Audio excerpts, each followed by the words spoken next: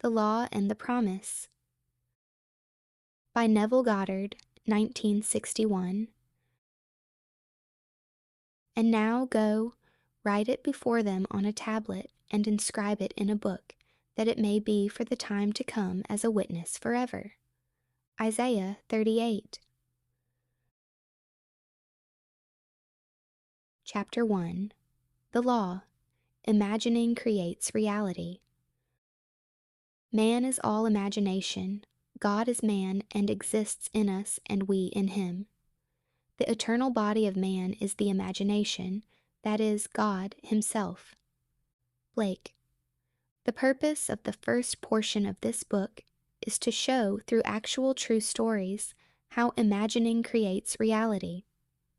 Science progresses by way of hypotheses tentatively tested and afterwards accepted or rejected according to the facts of experience. The claim that imagining creates reality needs no more consideration than is allowed by science. It proves itself in performance. The world in which we live is a world of imagination. In fact, life itself is an activity of imagining. For Blake, wrote Professor Morrison of the University of St. Andrews, the world originates in a divine activity identical with what we know ourselves as the activity of imagination. His task being to open the immortal eyes of man inward into the worlds of thought, into eternity, ever expanding in the bosom of God, the human imagination. Nothing appears or continues in being by a power of its own. Events happen because comparatively stable, imaginal activities created them, and they continue in being only as long as they receive such support. The secret of imagining, writes Douglas Fawcett, is the greatest of all problems to the solution of which the mystic aspires. Supreme power, supreme wisdom, supreme delight lie in the far-off solution of this mystery. When man solves the mystery of imagining, he will have discovered the secret of causation, and that is, imagining creates reality. Therefore, the man who is aware of what he is imagining, knows what he is creating, realizes more and more that the drama of life is imaginal, not physical. All activity is at bottom imaginal.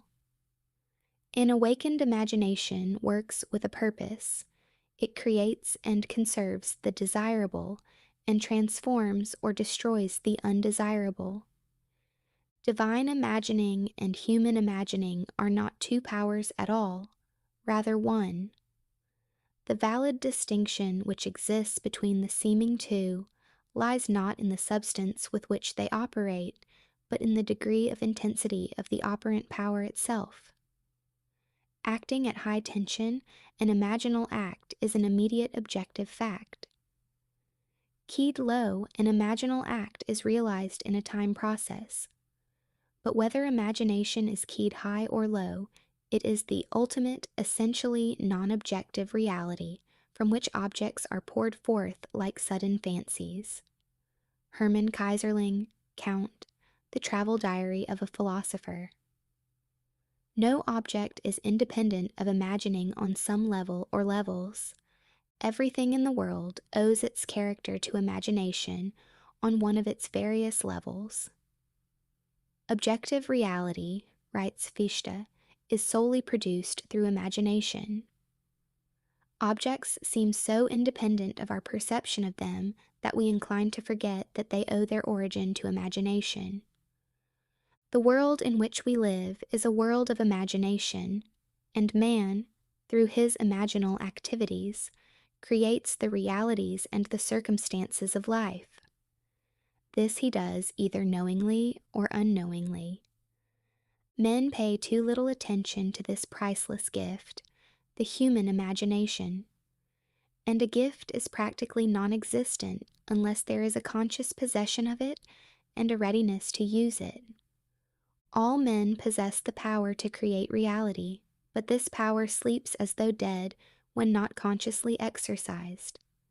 Men live in the very heart of creation, the human imagination, yet are no wiser for what takes place therein.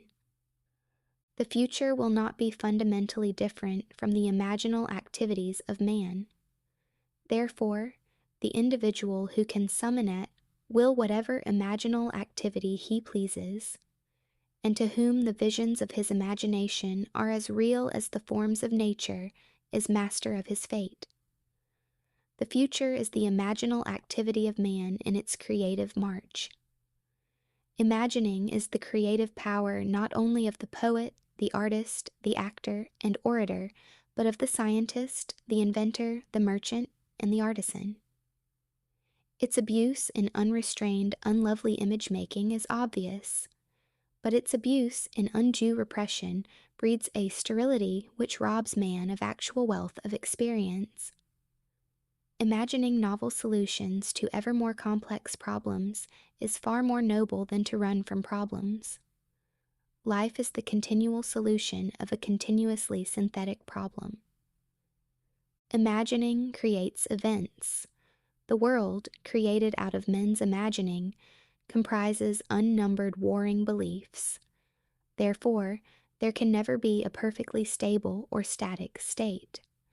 Today's events are bound to disturb yesterday's established order. Imaginative men and women invariably unsettle a pre-existing peace of mind. Do not bow before the dictate of facts and accept life on the basis of the world without. Assert the supremacy of your imaginal acts over facts and put all things in subjection to them. Hold fast to your ideal in your imagination. Nothing can take it from you but your failure to persist in imagining the ideal realized. Imagine only such states that are of value or promise well. To attempt to change circumstances before you change your imaginal activity is to struggle against the very nature of things. There can be no outer change until there is first an imaginal change. Everything you do, unaccompanied by an imaginal change, is but futile readjustment of surfaces.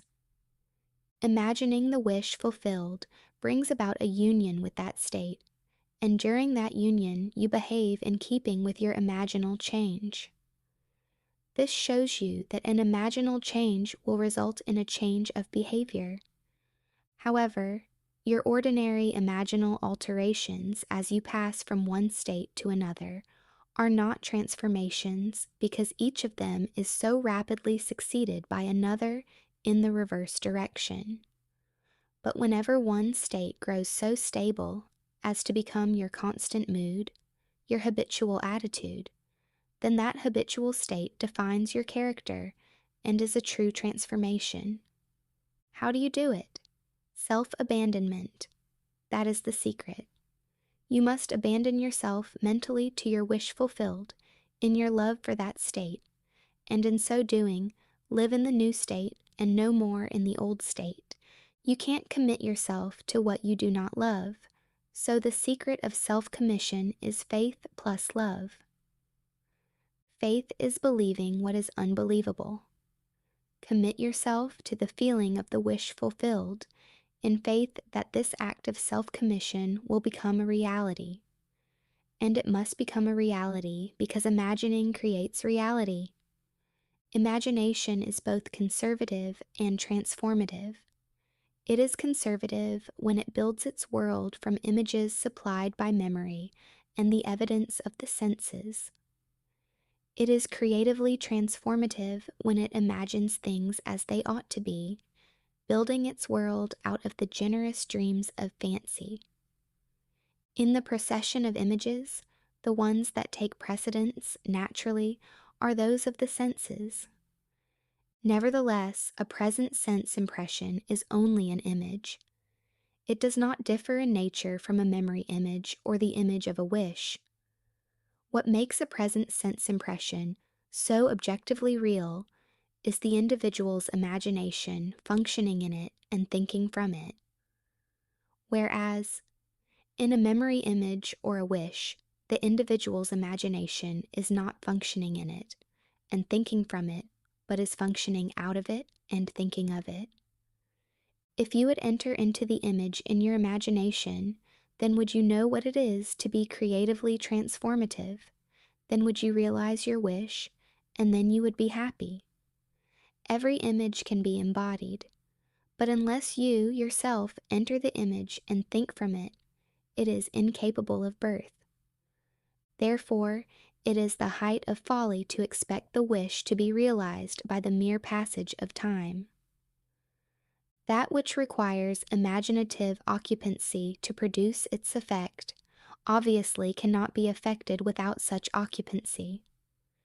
You cannot be in one image and not suffer the consequences of not being in another. Imagination is spiritual sensation. Enter the image of the wish fulfilled, then give it sensory vividness and the tones of reality by mentally acting as you would act were it a physical fact. Now, this is what I mean by spiritual sensation. Imagine that you are holding a rose in your hand. Smell it. Do you detect the odor of roses? Well, if the rose is not there, why is its fragrance in the air? Through spiritual sensation, that is, through imaginal sight, sound, scent, taste, and touch, you can give to the image sensory vividness.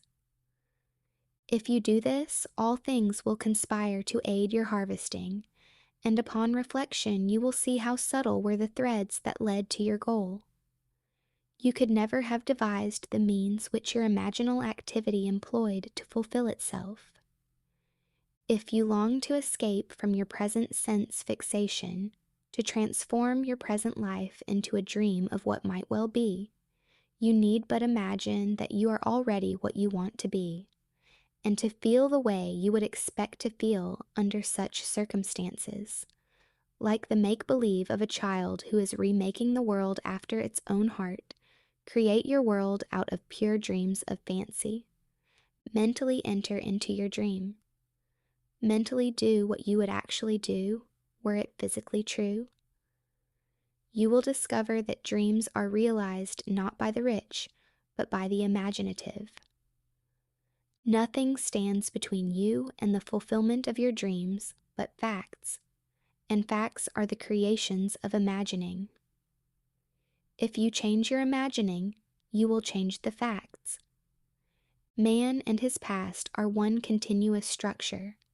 This structure contains all of the facts which have been conserved and still operate below the threshold of his surface mind. For him it is merely history. For him it seems unalterable, a dead and firmly fixed past. But for itself it is living. It is part of the living age. He cannot leave behind him the mistakes of the past, for nothing disappears. Everything that has been is still in existence. The past still exists, and it gives, and still gives, its results. Man must go back in memory, seek for and destroy the causes of evil, however far back they lie. This going into the past and replaying a scene of the past in imagination as it ought to have been played the first time, I call revision. And revision results in repeal. Changing your life means changing the past. The causes of any present evil are the unrevised scenes of the past. The past and the present form the whole structure of man. They are carrying all of its contents with it. Any alteration of content will result in an alteration in the present and future. Live nobly, so that mind can store a past well worthy of recall. Should you fail to do so, remember, the first act of correction or cure is always revise. If the past is recreated into the present, so will the revised past be recreated into the present, or else the claim, though your sins are like scarlet, they shall be as white as snow. Isaiah 1:18 is a lie, and it is no lie. The purpose of the story-to-story commentary that follows is to link up as briefly as possible the distinct but never disconnected themes of the 14 chapters into which I have divided the first part of this book. It will serve, I hope, as a thread of coherent thought that binds the whole into proof of its claim. Imagining creates reality. To make such a claim is easily done. To prove it in the experience of others is far sterner. To stir you to use the law constructively in your own life, that is the aim of this book. Chapter 2. Dwell therein. My God, I heard this day that none doth build a stately habitation, but he that means to dwell therein. What house more stately hath there been, or can be, than is man, to whose creation all things are in decay? George Herbert. I wish it were true of man's noble dreams, but unfortunately, perpetual construction, deferred occupancy, is the common fault of man. Why build a stately habitation unless you intend to dwell therein? Why build a dream house and not dwell therein? This is the secret of those who lie in bed awake while they dream things true. They know how to live in their dream until, in fact, they do just that. Man, through the medium of a controlled waking dream, can predetermine his future. That imaginal activity of living in the feeling of the wish fulfilled leads man across a bridge of incident to the fulfillment of the dream. If we live in the dream, thinking from it and not of it, then the creative power of imagining will answer our adventurous fancy, and the wish fulfilled will break in upon us and take us unawares. Man is all imagination. Therefore, man must be where he is in imagination, for his imagination is himself. To realize that imagination is not something tied to the senses or enclosed within the spatial boundary of the body is most important. Although man moves about in space by movement of his physical body, he need not be so restricted. He can move by a change in what he is aware of. However real the scene on which sight rests, man can gaze on one never before witnessed. He can always remove the mountain if it upsets his concept of what life ought to be. This ability to mentally move from things as they are to things as they ought to be is one of the most important discoveries that man can make. It reveals man as a center of imagining with powers of intervention which enable him to alter the course of observed events, moving from success to success through a series of mental transformations of nature, of others, and himself. For many years, a doctor and his wife dreamed about their stately habitation, but not until they imaginatively lived in it did they manifest it. Here is their story. Some 15 years ago, Mrs. M. and I purchased a lot on which we built a 2-story building housing our office and living area. We left ample space on the lot for an apartment building, if and when our finances would permit. All those years we were busy paying off our mortgage, and at the end of that time had no money for the additional building we still desired so much. It was true that we had an ample savings account which meant security for our business, but to use any part of it for a new building would be to jeopardize that security. But now your teaching awakened a new concept, boldly telling us we could have what we most desired through the controlled use of our imagination, and that realizing a desire was made more convincing without money. We decided to put it to a test to forget about money and concentrate our attention on the thing we desired most in this world, the new apartment building. With this principle in mind, we mentally constructed the new building as we wanted it, actually drawing physical plans so we could better formulate our mental picture of the completed structure. Never forgetting to think from the end, in our case, the completed occupied building, we took many imaginative trips through our apartment house, renting the units to imaginary tenants, examining in detail every room and enjoying the feeling of pride as friends offered congratulations on the unique planning. We brought into our imaginal scene one friend in particular. I shall call her Mrs. X, a lady we had not seen for some time, as she had given us up socially, believing us a bit peculiar in our new way of thinking. In our imaginal scene, we took her through the building and asked how she liked it. Hearing her voice distinctly, we had her reply, "Doctor, I think it is beautiful." One day, while talking together of our building, my wife mentioned a contractor who had constructed several apartment houses in our neighborhood.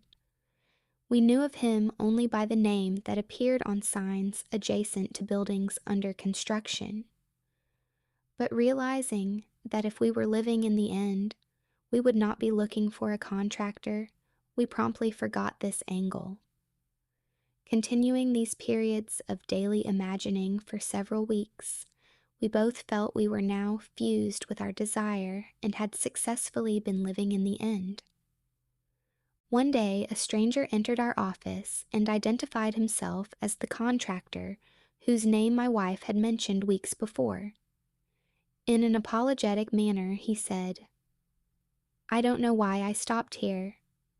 I normally don't go to see people, but rather people come to see me." He explained that he passed our office often and had wondered why there wasn't an apartment building on the corner lot. We assured him we would like very much to have such a building there, but that we had no money to put into the project, not even the few $100s it would take for plans. Our negative response did not faze him, and seemingly compelled, he began to figure and devise ways and means to carry out the job, unasked and unencouraged by us. Forgetting the incident, we were quite startled when a few days later this man called, informing us that plans were completed and that the proposed building would cost us $30,000. We thanked him politely and did absolutely nothing. We knew we had been living imaginatively in the end of a completed building, and that imagination would assemble that building perfectly without any outside assistance from us. So we were not surprised when the contractor called again the next day to say he had found a set of blueprints in his files that fitted our needs perfectly with few alterations. This, we were informed, would save us the architect's fee for new plans. We thanked him again and still did nothing. Logical thinkers would insist that such negative response from prospective customers would completely end the matter. Instead, 2 days later, the contractor again called with the news that he had located a finance company willing to cover the necessary loan with the exception of a few $1,000s. It sounds incredible, but we still did nothing. For remember, to us this building was completed and rented, and in our imagination we had not put one penny into its construction. The balance of this tale reads like a sequel to Alice in Wonderland, for the contractor came to our office the next day and said, as though presenting us with a gift, "You people are going to have that new building anyway. I've decided to finance the balance of the loan myself. If this is agreeable, I'll have my lawyer draw up the papers, and you can pay me back out of net profits from rentals." This time we did do something. We signed the papers and construction began immediately. Most of the apartment units were rented before final completion, and all but one occupied the day of completion. We were so thrilled by the seemingly miraculous events of the past few months that for a while we didn't understand this seeming flaw in our imaginal picture. But knowing what we had already accomplished through the power of imagining, we immediately conceived another imaginal scene, and in it, this time, instead of showing the party through the unit and hearing the words, "We'll take it," we ourselves in imagination visited tenants who had already moved in that apartment. We allowed them to show us through the rooms and heard their pleased and satisfied comments. 3 days later, that apartment was rented. Our original imaginary drama had objectified itself in every detail save one. And that one became a reality when, 1 month later, our friend, Mrs. X, surprised us with a long overdue visit, expressing her desire to see our new building. Gladly we took her through, and at the end of the tour, heard her speak the line we had heard in our imagination so many weeks before, as with emphasis on each word, she said, "Doctor, I think it is beautiful." Our dream of 15 years was realized, and we know now that it could have been realized any time within those 15 years if we had known the secret of imagining and how to live in the end of desire. But now it was realized. Our one big desire was objectified, and we did not put 1 penny of our own money into it. Dr. M, through the medium of a dream, a controlled, waking dream, the doctor and his wife created reality. They learned how to live in their dream house as, in fact, now they do. Although help seemingly came from without, the course of events was ultimately determined by the imaginal activity of the doctor and his wife. The participants were drawn into their imaginal drama because it was dramatically necessary that they should be. Their imaginal structure demanded it. All things by a law divine, in one another's being mingle. Percy Bysshe Shelley, Love's Philosophy. The following story illustrates the way in which a lady prepared her stately habitation by imaginatively sleeping in it, or dwelling therein. A few months ago, my husband decided to place our home on the market. The main object for the move, which we had discussed many times, was to find a home large enough for the two of us, my mother and my aunt, in addition to 10 cats, 3 dogs, and 1 parakeet. Believe it or not, the contemplated move was my husband's idea, as he loved my mother and aunt, and said I was at their house most of the time anyway, so why not live together and pay 1 tax bill? I liked the idea tremendously, but I knew that this new home would have to be something very special, in size, location, and arrangement, as I insisted on privacy for all concerned. So at the moment, I was undecided whether to sell our present home or not, but I didn't argue, as I knew quite well from past experience, with imagining that our house would never sell until I stopped sleeping in it. 2 months and 4 or 5 real estate brokers later, my husband had given up on the sale of our house, and so had the brokers. At this point, I had convinced myself I now wanted the change, so for 4 nights, in my imagination, I went to sleep in the kind of home I would like to own. On the 5th day, my husband had an appointment at a friend's home, and while there, met a stranger who just happened to be looking for a house in the hills. He was, of course, brought swiftly back to see our house, which he walked through once and said, "I'll buy it." This didn't make us very popular with the brokers, but that was all right with me, as I was happy to keep the broker's commission in the family. We moved within 10 days and stayed with my mother while looking for our new home. We listed our requirements with every agent on the Sunset Strip only, because I wouldn't move out of the area, and each one of them, without exception, informed us we were both mad. It was entirely impossible, they said, to find an older home of English style, with 2 separate living rooms, separate apartments, a library, and built on a flat knoll with enough ground space to fence for large dogs, and located in one particular area. When we told them the price we would pay for this house, they just looked sad. I said that wasn't all we wanted. We wanted wood paneling all through the house, a huge fireplace, a magnificent view and seclusion. No close neighbors, please. At this point, the lady agent would giggle and remind me that there was no such house, but if there were, they would realize 5 times what we were willing to pay. But I knew there was such a house, because my imagination had been sleeping in it, and if I am my imagination, then I had been sleeping in it. By the second week, we had exhausted 5 real estate offices, and the gentleman in the 6th office was looking a little wild when one of his partners, who had not spoken until then, said, "Why don't you show them the place up King's Road?" A third partner in the office laughed sourly and said, "That property isn't even listed. And besides, the old lady would throw you off the property. She's got 2 acres up there, and you know she wouldn't split." Well, I didn't know what she wouldn't split, but my interest had been aroused by the street name, for I liked that particular area best of all.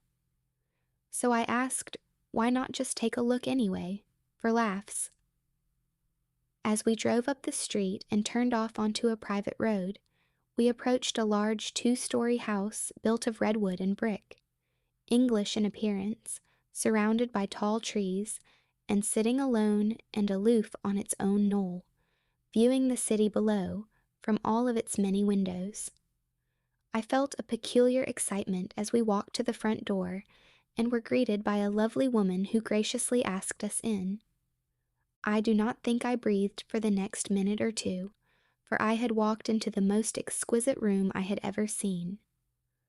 The solid redwood walls and the brick of a great fireplace rose to a height of 28 feet, terminating in an arched ceiling joined together by huge redwood beams. The room was straight out of Dickens, and I could almost hear Christmas carolers singing on the balcony of the upstairs dining room, which looked out over the living room.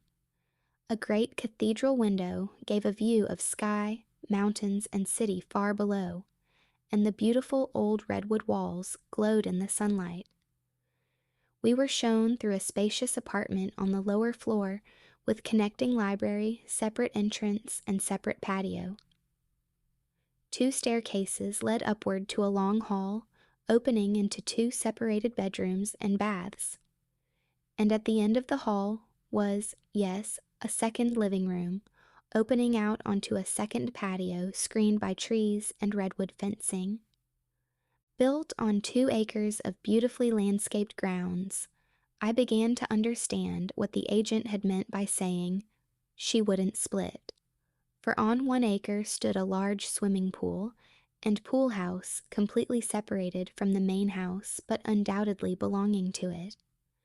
It did indeed seem to be an impossible situation, as we did not want 2 acres of highly taxable property plus a swimming pool a block away from the house. Before we left, I walked through that magnificent living room, once more going up the stairs to the dining room balcony. I turned, and looking down, saw my husband standing by the fireplace, pipe in hand, with an expression of perfect satisfaction on his face. I placed my hands on the balcony railing and watched him for a moment. When we were back in the real estate office, the 3 agents were ready to close for the day, but my husband detained them, saying, "Let's make her an offer anyway. Maybe she will split the property. What can we lose?" One agent left the office without a word. Another said, "The idea is ridiculous." The agent we had originally talked to said, "Forget it. It's a pipe dream." My husband is not easily annoyed, but when he is, there is no more stubborn creature on earth. He was now annoyed. He sat down, slammed his hand on a desk, and roared, "It's your business to submit offers, isn't it?" They agreed that this was so, and finally promised to submit our offer on the property. We left, and that night, in my imagination, I stood on that dining room balcony and looked down at my husband standing by the fireplace. He looked up at me and said, "Well, honey, how do you like our new home?" I said, "I love it." I continued to see that beautiful room and my husband in it, and felt the balcony railing gripped in my hands until I fell asleep. The next day, as we were having dinner in my mother's house, the telephone rang, and the agent, in an unbelieving voice, informed me that we had just purchased a house. The owner had split the property right down the middle, giving us the house and the acre it stood on for the price we offered. J.R.B. Dreamers often lie in bed awake while they do dream things true. William Shakespeare, Romeo and Juliet. One must adopt either the way of imagination or the way of sense. No compromise or neutrality is possible. He who is not for me is against me. Matthew 12:30, Luke 11:23.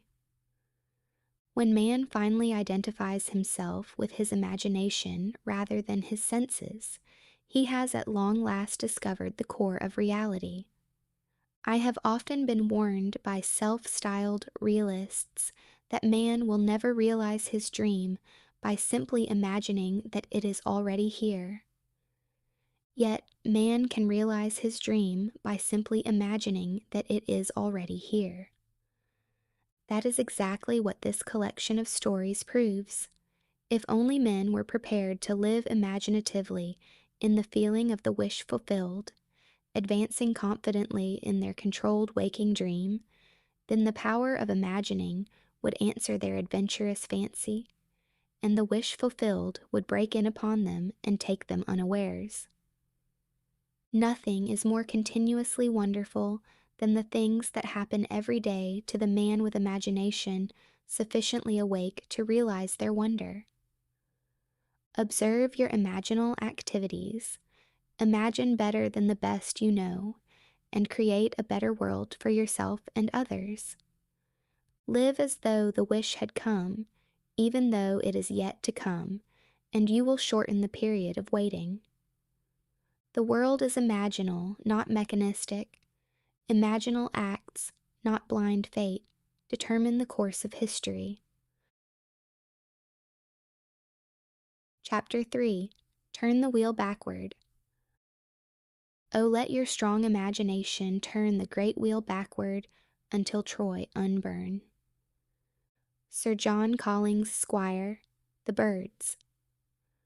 All life is, throughout the ages, nothing but the continuing solution of a continuous synthetic problem.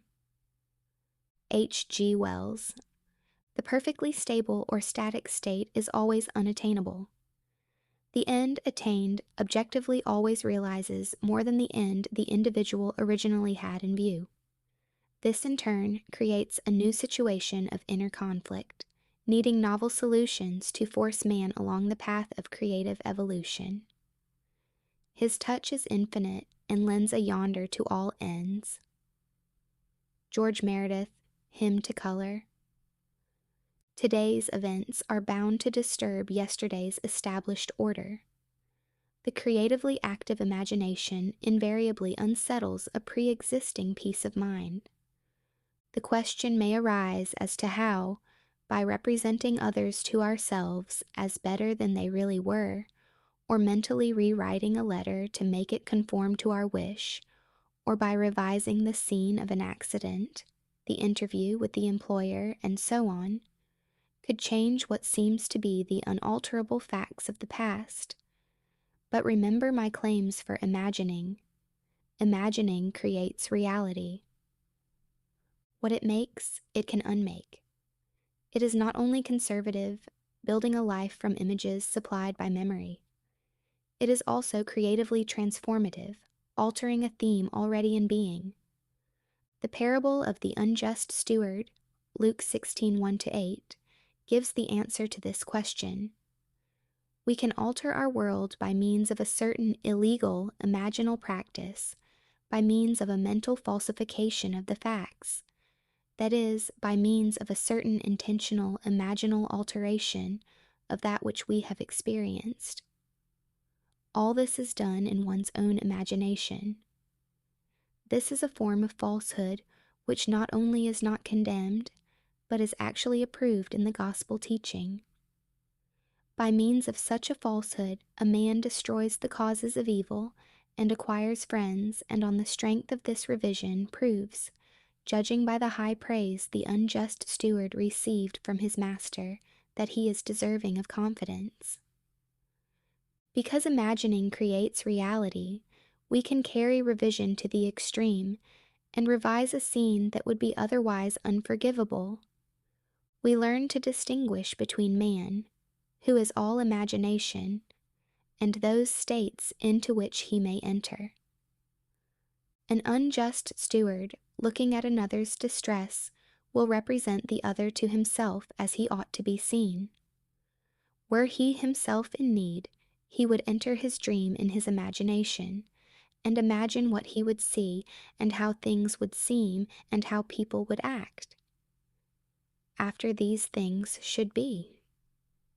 Then, in this state, he would fall asleep, feeling the way he would expect to feel under such circumstances. Would that all the Lord's people were unjust stewards, mentally falsifying the facts of life to deliver individuals forevermore. For the imaginal change goes forward, until at length the altered pattern is realized on the heights of attainment. Our future is our imaginal activity in its creative march. Imagine better than the best you know. To revise the past is to reconstruct it with new content.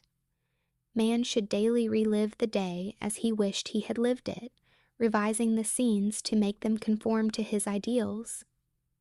For instance, suppose today's mail brought disappointing news. Revise the letter, mentally rewrite it, and make it conform to the news you wish you had received. Then, in imagination, read the revised letter over and over again, and this will arouse the feeling of naturalness, and imaginal acts become facts as soon as we feel natural in the act. This is the essence of revision, and revision results in repeal. This is exactly what F.B. did. Late in July, I wrote to a real estate agent of my desire to sell a piece of land which had been a financial burden to me. His negative reply listed all the reasons why sales were at a standstill in that area, and he forecast a bleak period of waiting until after the first of the year. I received his letter on a Tuesday, and, in my imagination, I rewrote it with words indicating that the agent was eager to take my listing. I read this revised letter over and over, and I extended my imaginal drama, using your theme of the four mighty ones of our imagination, from your book Seed Time and Harvest: the producer, the author, the director, and the actor. In my imaginal scene as producer, I suggested the theme, the lot is sold for a profit. As the author, I wrote this simple scene, which, to me, implied fulfillment. Standing in the real estate office, I extended my hand to the agent and said, "Thank you, sir." And he replied, "It was a pleasure doing business with you." As director, I rehearsed myself as actor, until that scene was vividly real, and I felt the relief which would be mine if the burden were really lifted. 3 days later, the agent I had originally written phoned me, saying he had a deposit for my lot at the price I had specified. I signed the papers in his office the next day, extended my hand, and said, "Thank you, sir." The agent replied, "It was a pleasure doing business with you." 5 days after I had constructed and enacted an imaginal scene, it became a physical reality and was played word for word just as I had heard it in my imagination. The feeling of relief and joy came, not so much from selling the property, but from the incontrovertible proof that my imagined drama worked. F.B. If the thing accomplished were all, how futile. But F.B. discovered a power within himself that can consciously create circumstances. By mentally falsifying the facts of life, man moves from passive reaction to active creation. This breaks the wheel of recurrence and builds a cumulatively enlarging future. If man does not always create in the full sense of the word, it is because he is not faithful to his vision, or else he thinks of what he wants rather than from his wish fulfilled. Man is such an extraordinary synthesis, partly tied by his senses and partly free to dream, that his internal conflicts are perennial. The state of conflict in the individual is expressed in society. Life is a romantic adventure. To live creatively, imagining novel solutions to ever more complex problems is far nobler than to restrain or kill out desire. All that is desired can be imagined into existence. Wouldst thou be in a dream and yet not sleep? John Bunyan, The Pilgrim's Progress. Try to revise your day every night before falling asleep. Try to visualize clearly and enter into the revised scene which would be the imaginal solution of your problem. The revised imaginal structure may have a great influence on others, but that is not your concern. The other influenced in the following story is profoundly grateful for that influence. L.S.E. writes, "Last August, while on a blind date, I met the man I wanted to marry. This happens sometimes, and it happened to me. He was everything I had ever thought of as desirable in a husband. 2 days after this enchanted evening, it was necessary for me to change my place of residence because of my work, and that same week the mutual friend who had introduced me to this man moved away from the city. I realized that the man I had met probably did not know of my new address, and frankly, I was not sure he knew my name. After your last lecture, I spoke to you of this situation. Although I had plenty of other dates, I could not forget this one man. Your lecture was based on revising our day, and after speaking to you, I determined to revise my day every day. Before going to sleep that night, I felt I was in a different bed in my own home, as a married woman, and not as a single working girl, sharing an apartment with 3 other girls. I twisted an imaginary wedding band on my imaginary left hand, saying over and over to myself, 'This is wonderful. I really am Mrs. J.E.' And I fell asleep in what was, a moment before, a waking dream. I repeated this imaginary scene for 1 month, night after night. The first week in October, he found me. On our second date, I knew my dreams were rightly placed. Your teaching tells us to live in the end of our desire until that desire becomes fact. So although I did not know how he felt toward me, I continued night after night, living in the feeling of my dream realized. The results? In November he proposed. In January we announced our engagement, and the following May we were married. The loveliest part of it all, however, is that I am happier than I ever dreamed possible, and I know in my heart he is too. Mrs. J.E. By using her imagination radically instead of conservatively, by building her world out of pure dreams of fancy, rather than using images supplied by memory, she brought about the fulfillment of her dream. Common sense would have used images supplied by her memory, and thereby perpetuated the fact of lack in her life. Imagination created what she desired out of a dream of fancy. Everyone must live wholly on the level of imagination, and it must be consciously and deliberately undertaken. Lovers and madmen have such seething brains, such shaping fantasies, that apprehend more than cool reason over-comprehends. William Shakespeare, A Midsummer Night's Dream. If our time of revision be well spent, we need not worry about results. Our fondest hopes will be realized. Art thou real, earth? Am I? In whose dream do we exist? Frank Kendon, The Timepiece. There is no inevitable permanence in anything.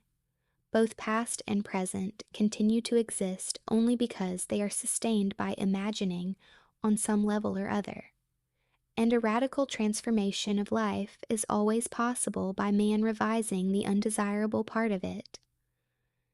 In his letter, Mr. R.S. questions this subject of influence.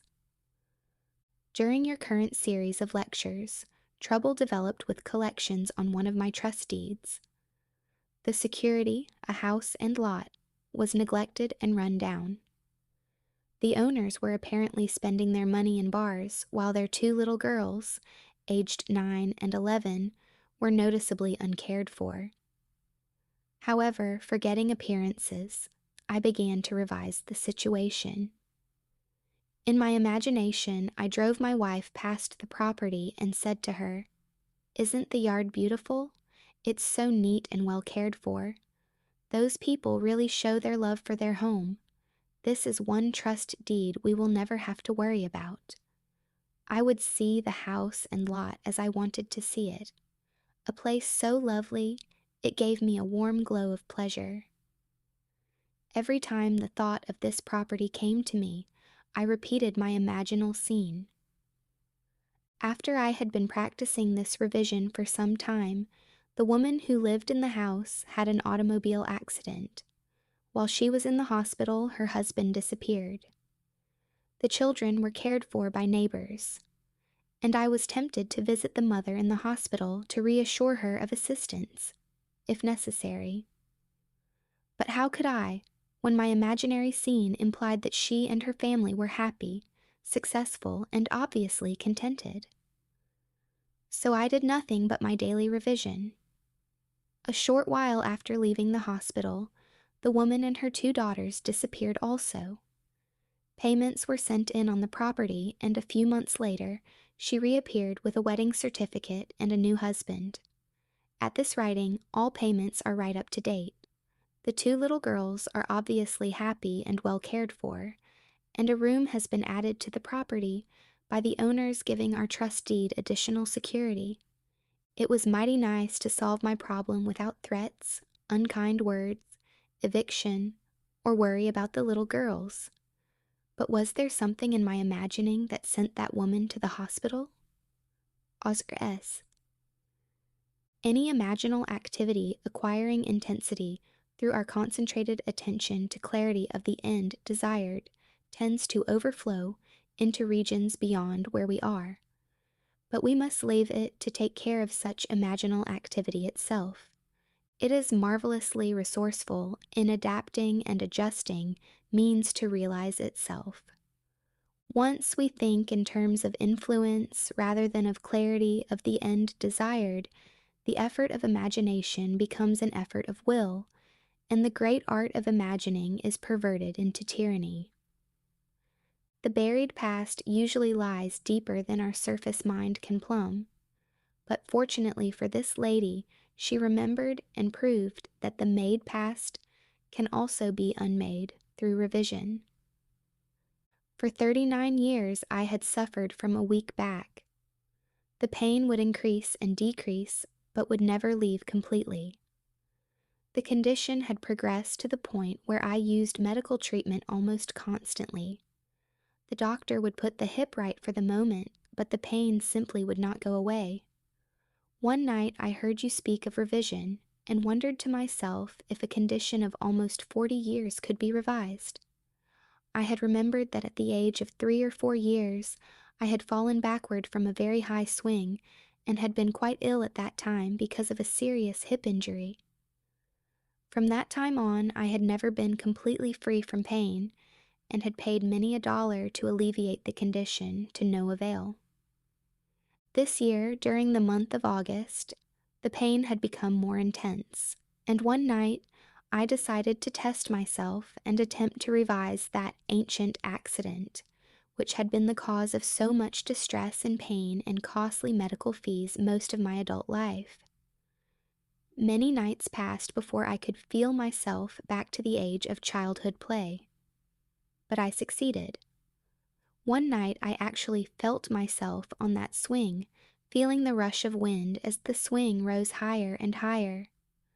As the swing slowed down, I jumped forward, landing solidly and easily on my feet. In the imaginal action, I ran to my mother and insisted that she come watch what I could do. I did it again, jumping down from the swing and landing safely on my 2 feet. I repeated this imaginal act over and over until I fell asleep in the doing of it. Within 2 days, the pain in my back and hip began to recede, and within 2 months, Pain no longer existed for me. A condition that had plagued me for more than 39 years, that had cost a small fortune in attempted cure, was no more. L.H. It is to the pruning shears of revision that we owe our prime fruit. Man and his past are one continuous structure. This structure contains all of the past which has been conserved and still operates below the threshold of his senses to influence the present and the future of his life. The whole is carrying all of its contents with it. Any alteration of content will result in an alteration in the present and the future. The first act of correction or cure is always revise. If the past can be recreated into the present, so can the revised past. And thus the revised past appears within the very heart of her present life. Not fate, but a revised past brought her good fortune. Make results and accomplishment the crucial test of true imagination, and your confidence in the power of imagination to create reality will grow gradually from your experiments with revision confronted by experience. Only by this process of experiment can you realize the potential power of your awakened and controlled imagination. "How much do you owe, my master?" He said, 100 measures of oil. And he said to him, "Take your bill and sit down quickly and write 50. Luke 16:5-6. This parable of the unjust steward urges us to mentally falsify the facts of life, to alter a theme already in being. By means of such imaginative falsehoods, a man acquires friends. Luke 16:9. As each day falls, mentally revise the facts of life and make them conform to events well worthy of recall. Tomorrow will take up the altered pattern and go forward until at length it is realized on the heights of attainment. The reader will find it worthwhile to follow these clues. Imaginal construction of scenes implying the wish fulfilled, and imaginative participation in these scenes until tones of reality are reached. We are dealing with the secret of imagining, in which man is seen awakening into a world completely subject to his imaginative power. Man can understand recurrence of events well enough. The building of a world from images supplied by memory, things remaining as they are. This gives him a sense of security in the stability of things. However, the presence within him of a power which awakens and becomes what it wills, radically changing its form, its environment, and the circumstances of life, inspires in him a feeling of insecurity, a dreadful fear of the future. Now, it is high time to awake out of sleep, Romans 13:11, and put an end to all the unlovely creations of sleeping man. Revise each day. Let your strong imagination turn the great wheel backward until Troy unburn. Sir John Collins Squire, The Birds. Chapter 4. There is no fiction. The distinction between what is real and what is imaginary is not one that can be finally maintained. All existing things are, in an intelligible sense, imaginary. John S. Mackenzie. There is no fiction. If an imaginal activity can produce a physical effect, our physical world must be essentially imaginal.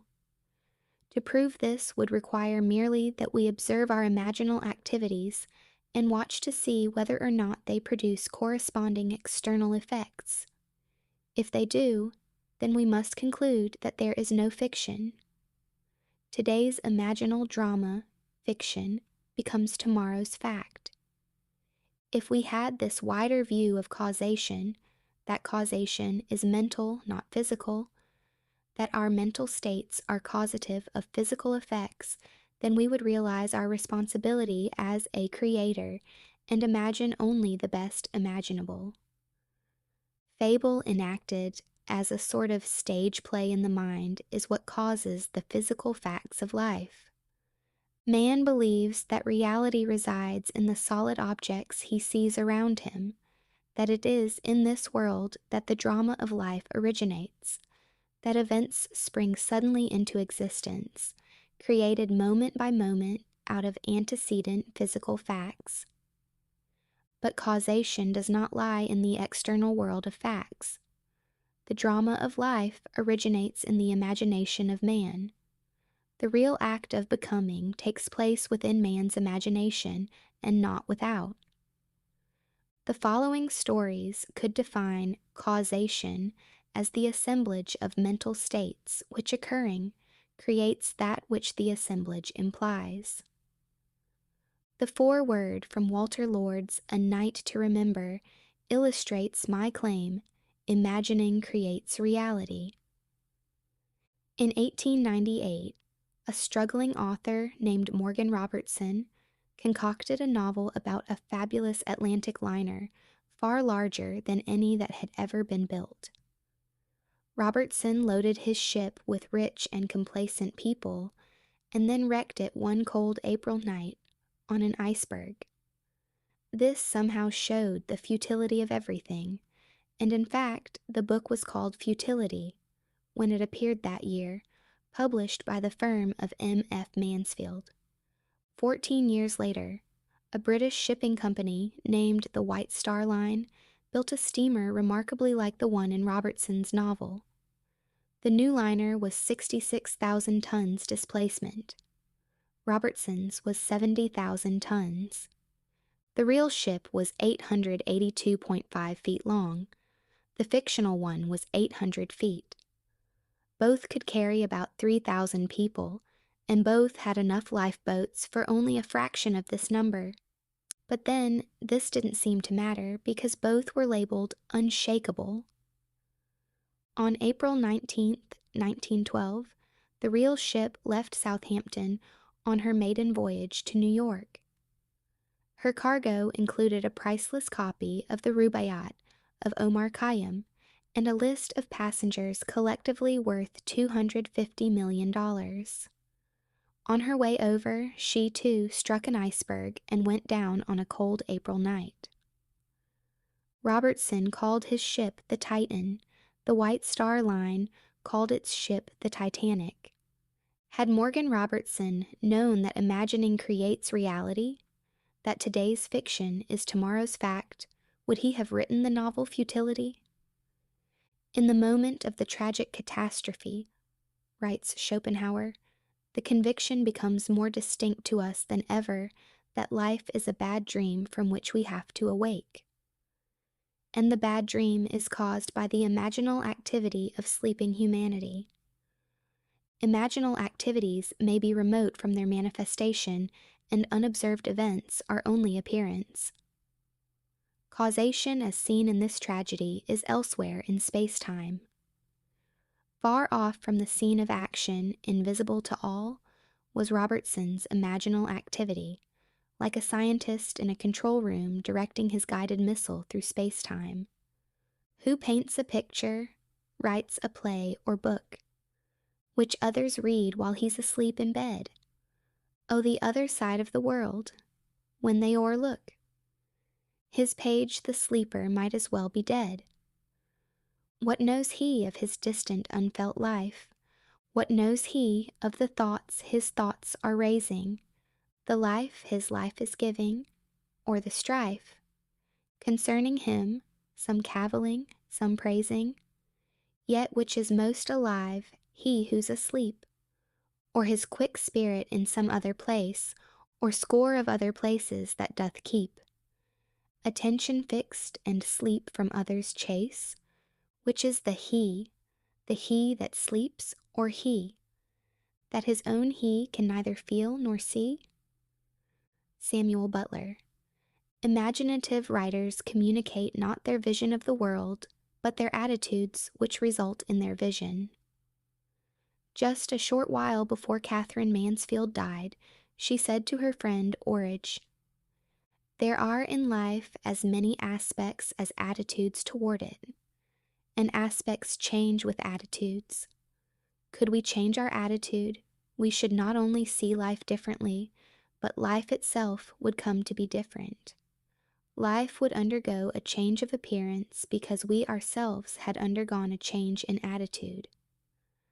Perception of a new pattern is what I call a creative attitude towards life. Prophets, wrote Blake, in the modern sense of the word, have never existed. Jonah was no prophet in the modern sense, for his prophecy of Nineveh failed. Every honest man is a prophet. He utters his opinion both of private and public matters. Thus, if you go on so, the result is so. He never says, such a thing shall happen, let you do what you will. A prophet is a seer, not an arbitrary dictator. The function of the prophet is not to tell us what is inevitable, but to tell us what can be built up out of persistent imaginal activities. The future is determined by the imaginal activities of humanity, activities in their creative march, activities which can be seen in your dreams and the visions of your head as you lay in bed. Daniel 2:28. Would that all the Lord's people were prophets? Numbers 11:29. In the true sense of the word, like this dancer, who now, from the summit of his realized ideal, sights yet higher peaks that are to be scaled. After you have read this story, you will understand why he is so confident that he can predetermine any materialistic future he desires, and why he is equally sure that others give reality to what were otherwise a mere figment of his imagination. That there exists and can exist nothing outside imagining on some level or other. Nothing continues in being, save what imagining supports. The mind can make substance and people planets of its own with beings brighter than have been, and give a breath to forms which can outlive all flesh. Lord G. Byron. As my story begins at the age of 19, I was a mildly successful dancing teacher and continued in this static state for almost 5 years. At the end of this time, I met a young lady who talked me into attending your lectures. My thought upon hearing you say, imagining creates reality, was that the entire idea was ridiculous. However, I decided to accept your challenge and disprove your thesis. I bought your book Out of This World and read it many times. Still unconvinced, I set myself a rather ambitious goal. My present position was as an instructor with the Arthur Murray Dance Studio, and my goal was to own a franchise and be boss of an Arthur Murray studio myself. This seemed the most unlikely thing in the world, as franchises were extremely difficult to secure, but on top of this fact, I was completely without the necessary funds to begin such an operation. Nevertheless, I assumed the feeling of my wish fulfilled, as night after night, in my imagination, I went to sleep managing my own studio. 3 weeks later, a friend called me from Reno, Nevada. He had the Murray studio there and said it was too much for him to cope with alone. He offered me a partnership, and I was delighted. So delighted, in fact, that I hastened to Reno on borrowed money and promptly forgot all about you and your story of imagination. My partner and I worked hard and were very successful, but after a year I was still not satisfied. I wanted more. I began thinking of ways and means to get another studio. All my efforts failed. One night as I retired, I was restless and decided to read. As I looked through my collection of books, I noticed your slender volume, Out of This World. I thought of the silly nonsense I had gone through 1 year ago before getting my own studio.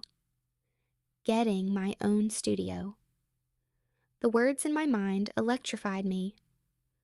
I reread the book that night, and later, in my imagination, I heard my superior praise the good job we had done in Reno, and suggest we acquire a second studio, as he had a second location ready for us if we desired to expand. I reenacted this imaginal scene nightly without fail. 3 weeks from the first night of my imaginal drama, it materialized, almost word for word. My partner accepted the new studio in Bakersfield, and I had the Reno studio alone. Now I was convinced of the truth of your teaching, and never again will I forget. Now I wanted to share this wonderful knowledge of imaginal power with my staff. I tried to tell them of the marvels they could accomplish, but I was unable to reach many, although one fantastic incident resulted from my efforts to tell this story. A young teacher told me he believed my story, but said it would have probably happened anyway in time. He insisted the entire theory was nonsense, but stated that if I could tell him something of an incredible nature that would actually happen and which he could witness, then he would believe. I accepted his challenge and conceived a truly fantastic test. The Reno studio is the most insignificant in the entire Murray system because of the small population count in the city itself.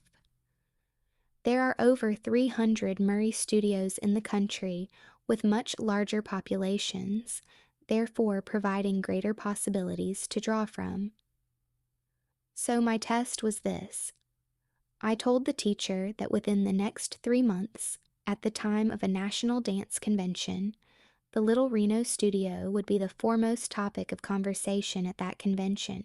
He calmly stated this was quite impossible. That night when I retired, I felt myself standing before a tremendous audience. I was speaking on creative imagining, and felt the nervousness of being before such a vast audience. But I also felt the wonderful sensation of audience acceptance. I heard the roar of applause, and as I left the stage, I saw Mr. Murray himself come forward and shake my hand. I reenacted this entire drama night after night. It began to take on the tones of reality, and I knew I had done it again. My imaginal drama materialized down to the last detail. My little Reno studio was the talk of the convention, and I did appear on that stage just as I had done in my imagination.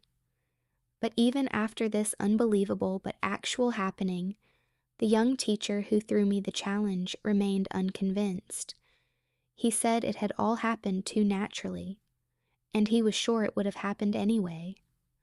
I did not mind his attitude, because his challenge had given me another opportunity to prove, at least to myself, that imagining does create reality.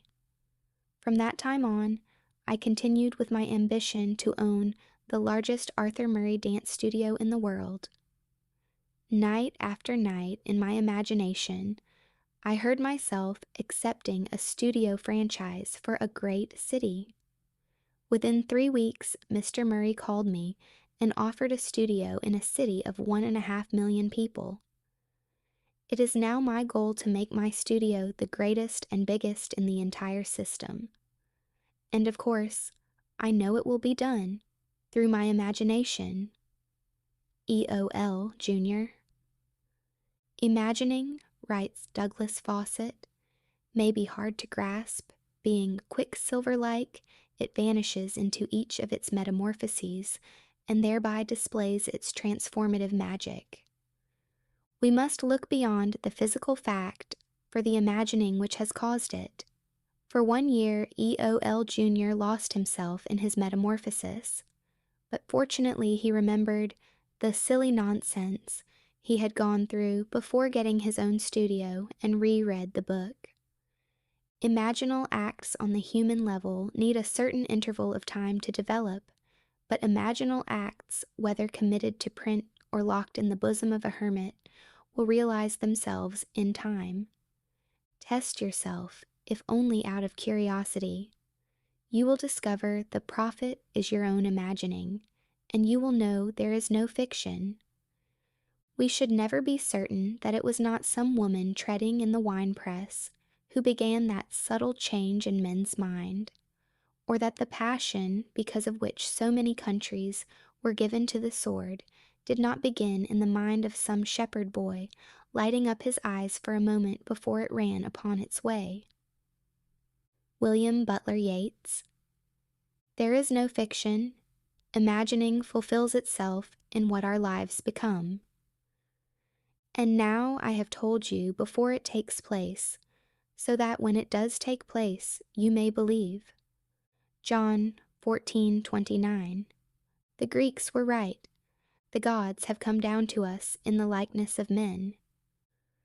Acts 14:11. But they have fallen asleep and do not realize the might they wield by their imaginal activities. Real are the dreams of gods, and smoothly pass their pleasure in a long immortal dream. John Keats. E.B., an author, is fully aware that today's fiction can become tomorrow's fact. In this letter she writes, "One spring I completed a novelette, sold it, and forgot it. Not until many long months later did I sit down and nervously compare some facts in my fiction with some facts in my life. Please read a brief outline of my created story. Then compare it with my personal experience. The heroine of my story took a vacation trip to Vermont, to the small city of Stowe, Vermont, to be exact. When she reached her destination, she was faced with such unpleasant behavior on the part of her companion that she either had to continue her lifetime pattern of allowing another's selfish demand dominate her, or to break that pattern and leave. She broke it and returned to New York. When she returned, and the story continues, events took shape in a proposal of marriage which she happily accepted. For my part of this tale, as small events evolved, I began to remember the dictates of my own pen and insignificant relationship. This is what happened to me.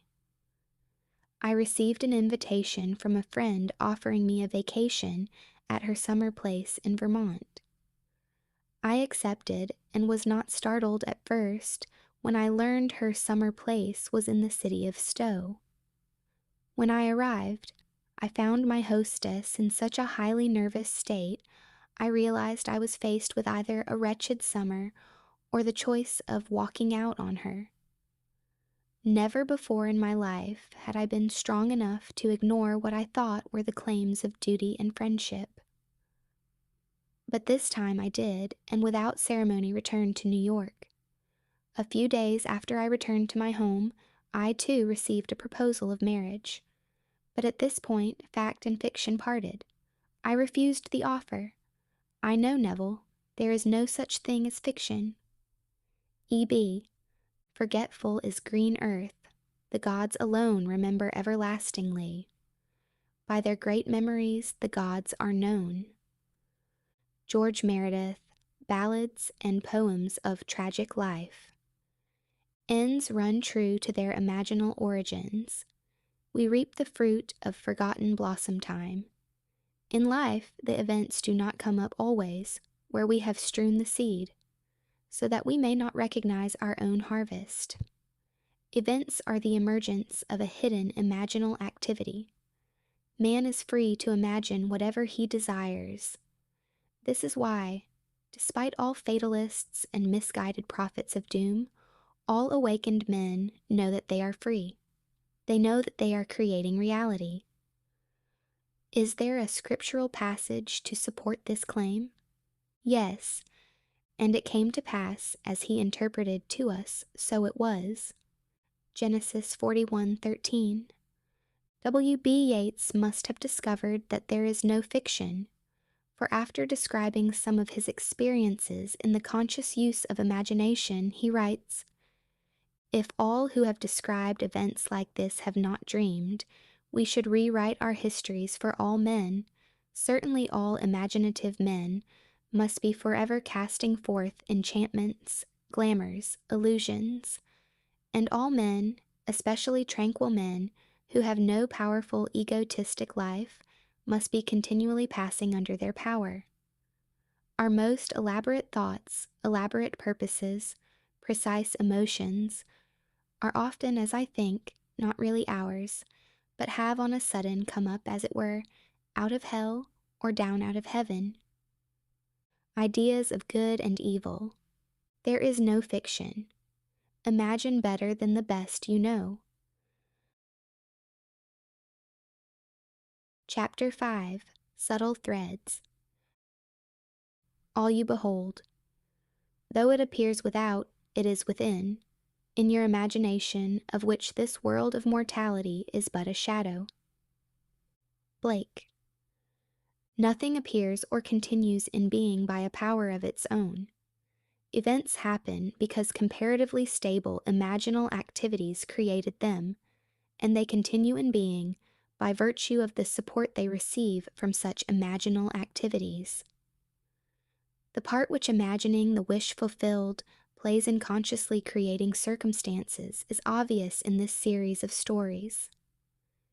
You will see how the telling of one story of the successful use of imagination can serve as a spur and a challenge to others to try it and see.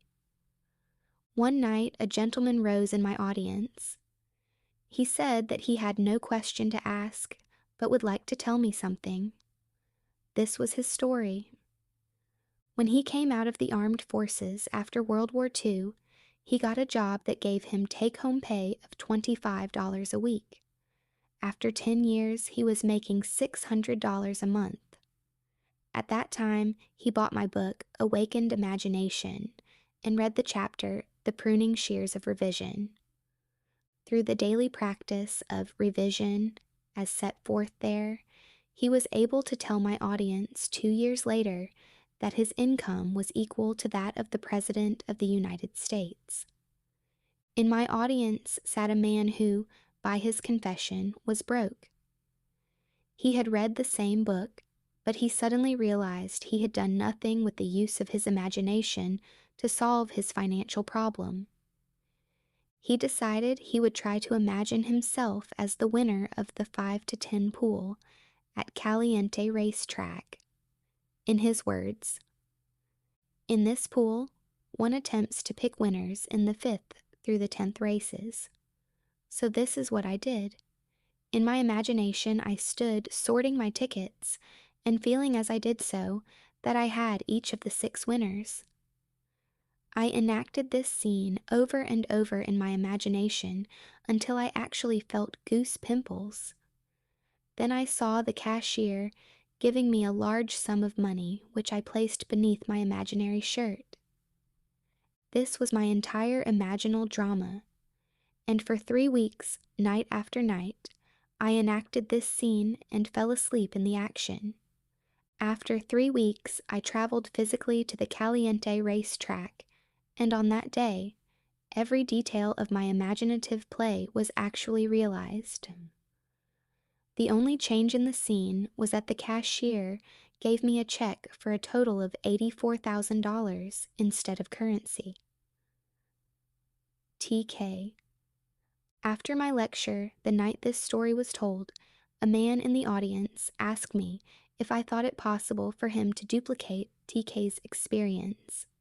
I told him he must decide the circumstances of his imaginal scene himself, but that whatever scene he chose, he must create a drama he could make natural to himself, and imagine the end intently with all the feeling he could muster. He must not labor for the means to the end, but live imaginatively, in the feeling of the wish fulfilled. 1 month later, he showed me a check for $16,000, which he had won in another 5 to 10 pool at the same Caliente racetrack the previous day. This man had a sequel to his most interesting duplication of TK's good fortune. His first win took care of his immediate financial difficulties, although he wanted more money for future family security. Also, and more important to him, he wanted to prove that this had not been an accident.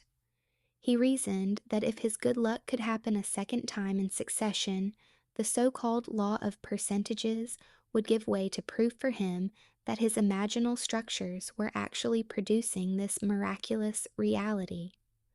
And so he dared to put his imagination to a second test. He continues, I wanted a sizable bank account, and this to me meant seeing a large balance on my bank statements.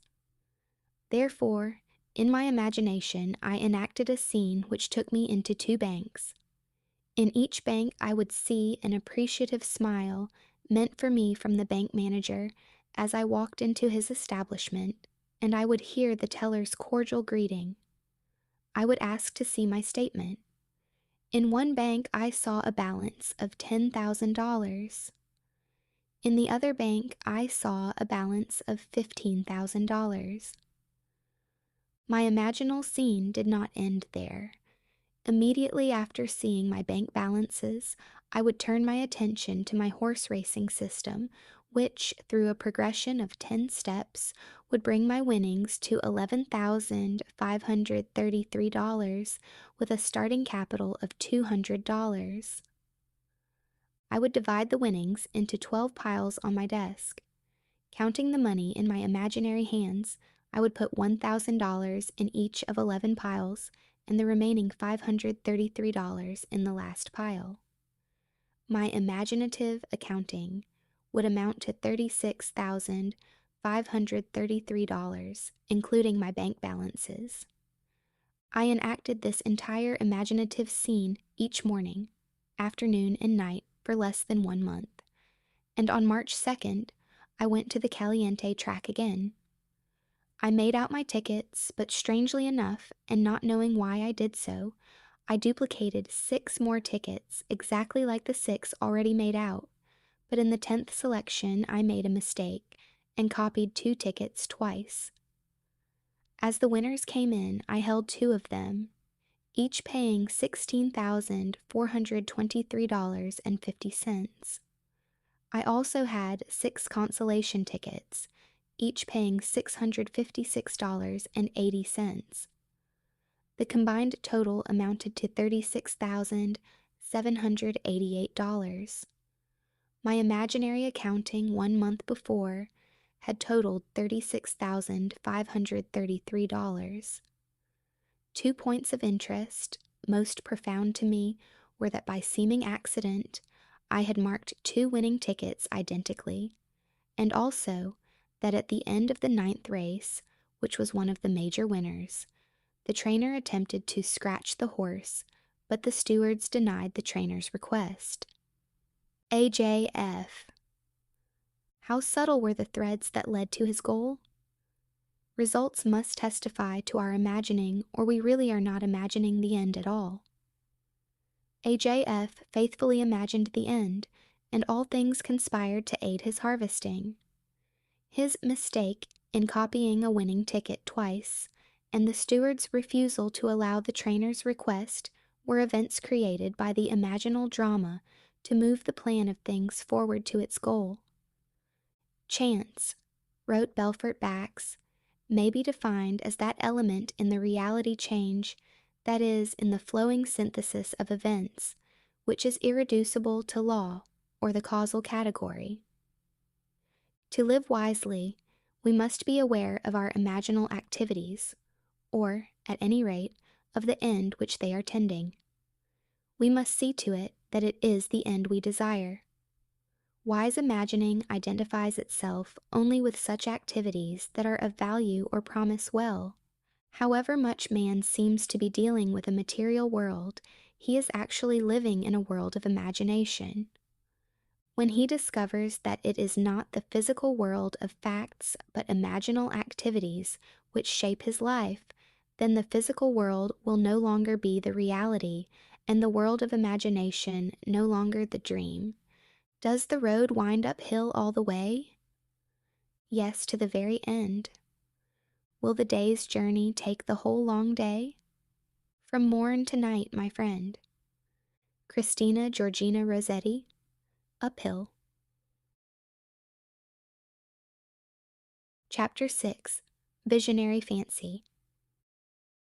The nature of visionary fancy or imagination is very little known, and the external nature and permanence of its ever-existent images is considered as less permanent than the things of vegetative and generative nature, yet the oak dies as well as the lettuce, but its eternal image and individuality never dies, but renews by its seed. Just so, the imaginative image returns by the seed of contemplative thought. Blake. The images of our imagination are the realities of which any physical manifestation is only the shadow. If we are faithful to vision, the image will create for itself the only physical manifestation of itself it has a right to make. We speak of the reality of a thing when we mean its material substance. That is exactly what an imaginist means by its unreality or shadow. Imagining is spiritual sensation. Enter into the feeling of your wish fulfilled. Through spiritual sensation, through your use of imaginal sight, sound, scent, taste, and touch, you will give to your image the sensory vividness necessary to produce that image in your outer or shadow world. Here is the story of one who was faithful to his vision. F.B., being a true imaginist, remembered what he had heard in his imagination. Thus he writes, "A friend who knows my passionate fondness for opera tried to get Kirsten Flagstad's complete recording of Tristan and Isolde for me at Christmas. In over a dozen record stores he was told the same thing. RCA Victor is not reissuing this recording, and there have been no copies available since June. On December 27th, I determined to prove your principle again by getting the album I desired so intensely. Lying down in my living room, I mentally walked into a record shop I patronize and asked the one salesman whose face and voice I could recall, 'Do you have Flagstad's Complete Isolde?' He replied, 'Yes, I have.' That ended the scene, and I repeated it until it was real to me. Late that afternoon, I went to that record shop to physically enact the scene. Not one detail supplied by the senses had encouraged me to believe I could walk out of that shop with those records. I had been told last September by the same salesman, in the same shop, the same story my friend had received there before Christmas. Approaching the salesman I had seen in imagination that morning, I said, 'Do you have Flagstad's Complete Isolde?' He replied, 'No, we haven't.' Without saying anything audible to him, I said inwardly, 'That's not what I heard you say.' As I turned to leave the shop, I noticed on a top shelf what I thought to be an advertisement of this set of records, and remarked to the salesman, 'If you don't have the merchandise, you shouldn't advertise it.' 'That's right,' he replied, and as he reached up to take it down, discovered it to be a complete album, with all 5 records. The scene wasn't played exactly as I had constructed it, but the result confirmed what my imagined scene implied. How can I thank you? F.B. After reading F.B.'s letter, we must agree with Anthony Eden that an assumption, though false, if persisted in, will harden into fact. F.B.'s fancy, fusing with the sense field of the record shop, enriched aspects of it and made them his, what he perceived. Our future is our imagining in its creative march. F.B. used his imagination for a conscious purpose, representing life as he desired it to be, and thereby affecting life instead of merely reflecting it. So sure was he that his imaginal drama was the reality, and the physical act but a shadow, that when the salesman said, "No, we haven't," F.B. mentally said, "That's not what I heard you say."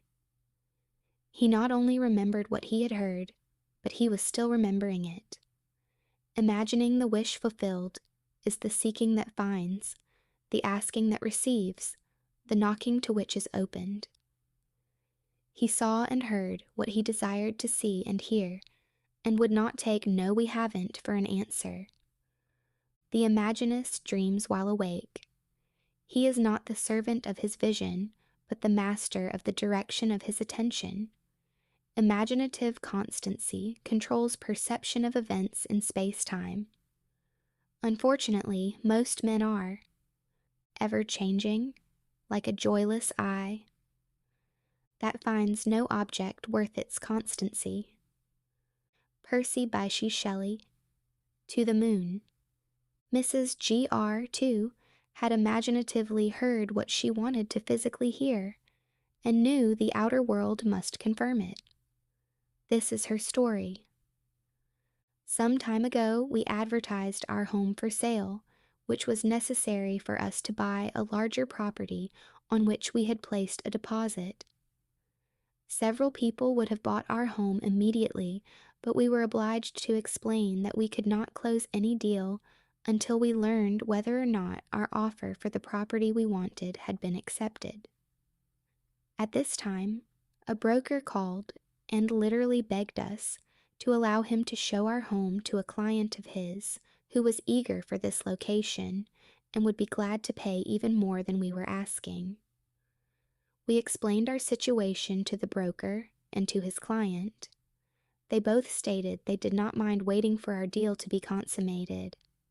The broker asked us to sign a paper, which he said was not binding in any way, but would give him first chance at the sale if our other deal went through. We signed the paper and later learned that in California, real estate law, nothing could have been more binding. A few days later, our deal for the new property fell through, so we notified this broker, and his verbal response was, "Well, just forget it." 2 weeks later, he filed suit against us for $1,500 commission. Trial date was set, and we asked for a jury trial. Our attorney assured us he would do all he could, but that the law on this particular point was so stringent that he could not see any possibility of our winning the case. When time for the trial arrived, my husband was in the hospital and could not appear with me in our defense. I had no witnesses, but the broker brought 3 attorneys and a number of witnesses into court against us. Our attorney now told me we had not the slightest chance to win. I turned to my imagination, and this is what I did. Completely disregarding all that had been said by attorneys, witnesses, and the judge who seemed to favor the plaintiff, I thought only of the words I wanted to hear. In my imagination, I listened intently and heard the foreman of the jury say, "We find the defendant not guilty." I listened until I knew it was true. I closed my mind's ear to everything said in that courtroom and heard only those words, "We find the defendant not guilty." The jury deliberated from noon recess until 4:30 that afternoon, and all during those hours I sat in the courtroom and heard those words over and over in my imagination. When the jurors returned, the judge asked the foreman to stand and give their verdict. The foreman stood up and said, "We find the defendant not guilty." Mrs. G.R. If there were dreams to sell, what would you buy? Thomas Lovell Beddoes, Dream Peddlery. Would you not buy your wish fulfilled? Your dreams are without price and without money. By locking up the jury in her imagination, hearing only what she wanted to hear, she called the jury to unanimity on her behalf. Imagining being the reality of all that exists, with it the lady achieved her wish fulfilled. Hebel's statement that the poet creates from contemplation is true of Imaginists as well. They know how to utilize their video-audio hallucinations to create reality. Nothing is so fatal as conformity. We must not allow ourselves to be girt about by the ringed fixity of fact. Change the image, and thereby change the fact. R.O. employed the art of seeing and feeling to create her vision in imagination. A year ago, I took my children to Europe, leaving my furnished apartment in the care of my maid. When we returned a few months later to the United States, I found my maid and all my furniture gone. The apartment superintendent stated that the maid had had my furniture moved by my request. There was nothing I could do at the moment, so I took my children and moved into a hotel. I, of course, reported the incident to the police and also brought in private detectives on the case. Both organizations investigated every moving company and every storage warehouse in New York City, but to no avail. There seemed to be absolutely no trace of my furniture nor of my maid. Having exhausted all outside sources, I remembered your teaching and decided I would try using my imagination in this matter. So while seated in my hotel room, I closed my eyes and imagined myself in my own apartment, sitting in my favorite chair and surrounded by all my personal furnishings. I looked across the living room at the piano on which I kept pictures of my children. I would continue to stare at my piano until the entire room became vividly real to me. I could see my children's pictures and actually feel the upholstery of the chair in which, in my imagination, I sat. The next day, as I came out of my bank, I turned to walk in the direction of my vacant apartment instead of toward my hotel. When I reached the corner, I discovered my mistake and was just about to turn back when my attention was drawn to a very familiar pair of ankles.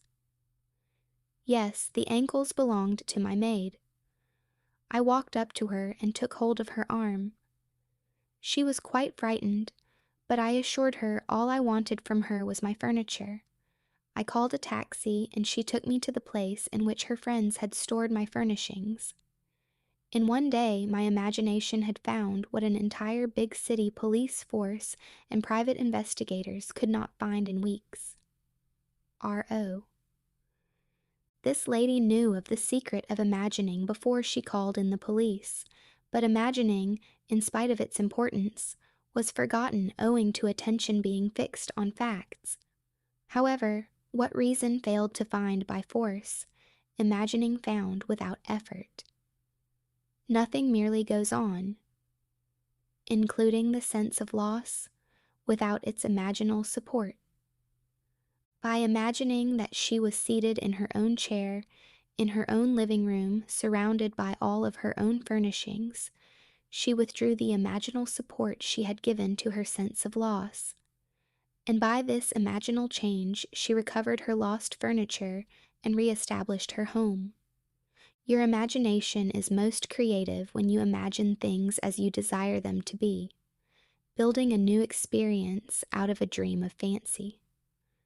To build such a dream of fancy in her imagination, F.G. brought to play all of her senses: sight, sound, touch, smell, even taste. This is her story. Since childhood, I have dreamed of visiting faraway places. The West Indies particularly fired my fancy, and I would revel in the feeling of actually being there. Dreams are wonderfully inexpensive, and as an adult, I continued to dream my dreams, for I had no money or time to make them come true. Last year, I was taken to the hospital in need of surgery. I had heard your teaching and, while recuperating, had decided to intensify my favorite daydream while I had time on my hands.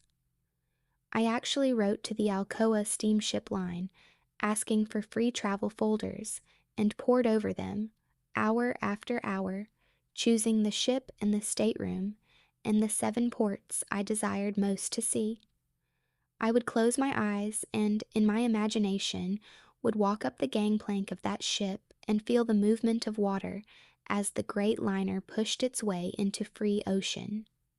I heard the thud of waves breaking against the sides of the ship, felt the steaming warmth of a tropical sun on my face, and smelled and tasted salt in the air as we all sailed through blue waters. For 1 solid week, confined to a hospital bed, I lived the free and happy experience of actually being on that ship. Then, the day before my release from the hospital, I tucked the colored folders away and forgot them. 2 months later, I received a telegram from an advertising agency telling me I had won a contest. I remembered having deposited a contest coupon some months before in a neighborhood supermarket, but had completely forgotten the act. I had won first prize and, wonder of wonders, it entitled me to a Caribbean cruise sponsored by the Alcoa steamship line. But the wonder didn't stop there. The very stateroom I had imaginatively lived in and moved about in, while confined to a hospital bed, had been assigned to me. And to make an unbelievable story even more unbelievable, I sailed on the one ship I had chosen, which stopped in not one, but all of the 7 ports I had desired to visit. F.G. Chapter 7. Moods. This is an age in which the mood decides the fortunes of people rather than the fortunes decide the mood. Sir Winston Churchill. Men regard their moods far too much as effects and not sufficiently as causes. Moods are imaginal activities without which no creation is possible. We say that we are happy because we have achieved our goal. We do not realize that the process works equally well in the reverse direction, that we shall achieve our goal because we have assumed the happy feeling of the wish fulfilled. Moods are not only the result of the conditions of our life, they are also the causes of those conditions. In The Psychology of Emotions, Professor Ribot writes, "An idea which is only an idea produces nothing and does nothing. It only acts if it is felt, if it is accompanied by an affective state, if it awakens tendencies, that is to say, motor elements." The lady in the following story so successfully felt the feeling of her wish fulfilled. She made her mood the character of the night, frozen in a delightful dream. Most of us read and love fairy stories, but we all know that stories of improbable riches and good fortune are for the delight of the very young. But are they? I want to tell you of something unbelievably wonderful that happened to me through the power of my imagination. And I am not young in years. We live in an age which believes in neither fable nor magic, and yet everything I could possibly want in my wildest daydreams was given to me by the simple use of what you teach. That imagining creates reality, and that feeling is the secret of imagining. At the time this wonderful thing happened to me, I was out of a job and had no family to fall back upon for support. I needed just about everything. To find a decent job, I needed a car to look for it, and though I had a car, it was so worn out it was ready to fall apart. I was behind in my rent. I had no proper clothes to seek a job, and today it's no fun for a woman of 55 to apply for a job of any kind. My bank account was almost depleted, and there was no friend to whom I could turn. But I had been attending your lectures for almost a year, and my desperation forced me to put my imagination to the test. Indeed, I had nothing to lose. It was natural for me, I suppose, to begin by imagining myself having everything I needed. But I needed so many things, and in such short order, that I found myself exhausted when I finally got through the list, and by that time I was so nervous I could not sleep. One lecture night I heard you tell of an artist who captured the feeling, or word as you called it, of "Isn't it wonderful?" in his personal experience. I began to apply this idea to my case. Instead of thinking of and imagining every article I needed, I tried to capture the feeling that something wonderful was happening to me. Not tomorrow, not next week, but right now. I would say over and over to myself as I fell asleep, "Isn't it wonderful? Something marvelous is happening to me now." and as I fell asleep, I would feel the way I would expect to feel under such circumstances. I repeated that imaginary action and feeling for 2 months, night after night. And one day in early October, I met a casual friend I hadn't seen for months, who informed me he was about to leave on a trip to New York. I had lived in New York many years ago, and we talked of the city a few moments and then parted. I completely forgot the incident. 1 month later, to the day, this man called at my apartment and simply handed me a certified check in my name for $2,500. After I got over the initial shock of seeing my name on a check for so much money, the story that unfolded seemed to me like a dream. It concerned a friend I had not seen nor heard from in more than 25 years. This friend of my past, I now learned, had become extremely wealthy in those 25 years. Our mutual acquaintance who had brought the check to me had met him quite by accident during the trip to New York last month. During their conversation, they spoke of me, and for reasons I was not to know, for to this day I have not heard from him personally and have never attempted to contact him. This old friend decided to share a portion of his great wealth with me. For the next 2 years, from the office of his attorney, I received monthly checks so generous, in amount they not only covered every necessary requirement of daily living, but left much over for all the lovely things of life: a car, clothes, a spacious apartment, and best of all, no need to earn my daily bread. This past month I received a letter and some legal papers to be signed, which provide the continuation of this monthly income for the rest of my natural life. TK. If the fool would persist in his folly, he would become wise. William Blake. Sir Winston calls on us to act on the assumption that we already possess that which we sought, to assume a virtue, if we have it not. William Shakespeare's Hamlet.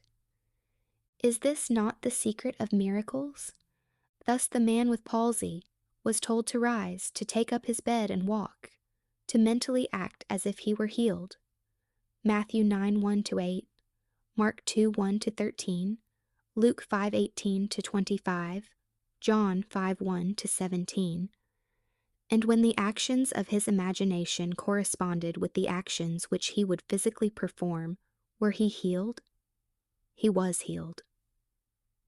This is a story about which some may say it would have happened anyway, but those who read it carefully will find room to wonder. It begins 1 year ago as I left Los Angeles to visit my daughter in San Francisco. Instead of the happy-natured individual she had always been, I found her in deep distress. Not knowing the cause of her anguish and not wishing to ask, I waited until she told me that she was in great financial trouble and must have $3,000 immediately. I am not a poor woman, but I didn't have much cash I could put my hands on that quickly. Knowing my daughter, I knew she would not have accepted it anyway. I offered to borrow the money for her, but she refused, and instead asked me to help her in my way. She meant using my imagination, for I had often told her of your teaching, and some of my words must have struck home. I immediately agreed on this plan with the provision that she would help me help her. We decided on an imaginal scene we could both practice that involved seeing money coming to her from everywhere.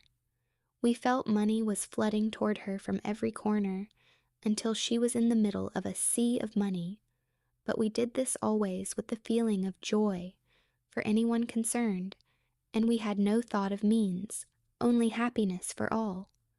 The idea seemed to catch fire with her, and I know she was responsible for what happened a few days later.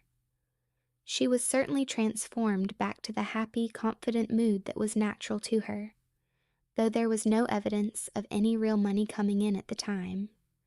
I left to return home in the East. When I arrived home, I called my mother, a lovely young lady of 91, who immediately asked me to come and see her. I wanted a day's rest, but she couldn't wait. It had to be now. Of course I went, and after greeting me, she handed me a check for $3,000 made out to my daughter. Before I could speak, she handed me 3 additional checks, totaling $1,500, made in favor of my daughter's children. Her reason? She explained that she had suddenly decided the day before to give what she had in cash to those she loved while she was still here to know of their happiness in receiving it. It would have happened anyway? No, not like this. Not within days of my daughter's frantic need, and then her sudden transformation to a mood of joy. I know that her imaginal act caused this wonderful change, bringing not only great joy to the receiver, but to the giver as well. P.S. I almost forgot to add that among the checks so lavishly given was one for me too, for $3,000. M.B. The boundless opportunities opened by recognizing the shift of the focus of imagining are beyond measure. There are no boundaries. The drama of life is an imaginal activity in which we bring to pass by our moods rather than by our physical acts. Moods so ably guide all towards that which they affirm, they may be said to create the circumstances of life and dictate the events. The mood of the wish fulfilled is the high tide which lifts us easily off the bar of the senses where we usually lie stranded. If we are aware of the mood and know this secret of imagining, we may announce that all that our mood affirms will come to pass. The following story is by a mother who succeeded in sustaining a seemingly playful mood with startling results. Surely you've heard the old wives' tale about warts, that if a wart is bought, it will disappear? I've known this story from childhood, but not until I heard your lectures did I realize the truth hidden in the old tale. My boy, a lad of 10, had many large ugly warts on his legs, causing an irritation which had plagued him for years. I decided that my sudden insight could be used to his advantage. A boy has a lot of faith in his mother as a rule, so I asked him if he would like to be rid of his warts. He quickly said, yes, but he did not want to go to a doctor. I asked him to play a little game with me, that I would pay him a sum of money for each wart. This suited him fine. He said he didn't see how he could lose. We arrived at a fair price, he thought, and then I said, now I'm paying you good money for those warts. They no longer belong to you. You never keep property belonging to someone else, so you can no longer keep those warts. They will disappear. It may take a day, 2 days, or a month. But remember that I've bought them and they belong to me. My son was delighted with our game, and the results sound like something read in old musty books on magic. But believe me, within 10 days the warts began to fade, and at the end of 1 month every wart on his body had completely disappeared. There is a sequel to this story, for I've bought warts from many people. They too thought it great fun, and accepted my 5, 7, or 10 cents a wart. In each case, the wart disappeared, but really, only one person believes me when I tell him his imagination alone took away the warts. That one person is my young son, J.R. Man imagining himself into a mood takes on himself the results of the mood. If he does not imagine himself into the mood, he is ever free of the result. The great Irish mystic A.E. George William Russell wrote in The Candle of Vision, I became aware of a swift echo or response to my own moods in circumstance which had seemed hitherto immutable in its indifference. I could prophesy from the uprising of new moods in myself that I, without search, would soon meet people of a certain character, and so I met them. Even inanimate things were under the sway of these affinities. But man need not wait for the uprising of new moods in himself. He can create happy moods at will. Chapter 8, Through the Looking Glass. A man that looks on glass, on it may stay his eye, or if he pleaseth, through it pass, and then the heaven espy. George Herbert, The Elixir. Objects, to be perceived, must first penetrate in some manner our brain, but we are not, because of this, interlocked with our environment. Although normal consciousness is focused on the senses and is usually restricted to them, it is possible for man to pass through his sense fixation into any imaginal structure which he conceives, and so fully occupies it that it is more alive and more responsive than that on which his senses stay his eye. If this were not true, man would be an automaton reflecting life, never affecting it. Man, who is all imagination, is not tenant to the brain, but landlord. He need not rest content with the appearance of things. He can go beyond perceptual to conceptual awareness. This ability to pass through the mechanical reflective structure of the senses is the most important discovery man can make. It reveals man as a center of imagining with powers of intervention which enable him to alter the course of observed events, moving from success to success through a series of mental transformations in himself. Attention, the spearhead of imagining, may be either attracted from without as his senses stay his eye, or directed from within if he pleases, and through the senses pass into the wish fulfilled. To move from perceptual awareness, or things as they seem, to conceptual awareness, or things as they ought to be, we imagine as vivid and as lifelike a representation as possible of what we would see, hear, and do, were we physically present and physically experiencing things as they ought to be and imaginatively participate in that scene. The following story tells of one who went through the glass and broke the chains that bound her. 2 years ago, I was taken to the hospital with a serious blood clot condition which apparently had affected the entire vascular system, causing hardening of arteries and arthritis. A nerve in my head was damaged and my thyroid enlarged. Doctors could not agree on the cause of this condition, and all their treatments were completely ineffective. I was forced to give up my every enjoyable activity and remain in bed most of the time. My body, from hips to toes, felt as though it was encased and bound by tight wires, and I couldn't put my feet on the floor without wearing heavy hip-length elastic stockings. I knew something of your teaching and tried very hard to apply what I had heard, but as my condition grew worse and I could no longer attend any of your lectures, my despondency grew deeper. One day a friend sent me a postcard picturing the scene of a lovely beach by the ocean. The picture was so beautiful, I looked and looked at it and began to remember past summer days at the seashore with my parents. For a moment, the postcard picture seemed to become animated, and flooding memories of myself running free on the beach filled my mind. I felt the impact of my bare feet against the hard, wet sand. I felt the icy water running over my toes and heard the crash of waves breaking on shore.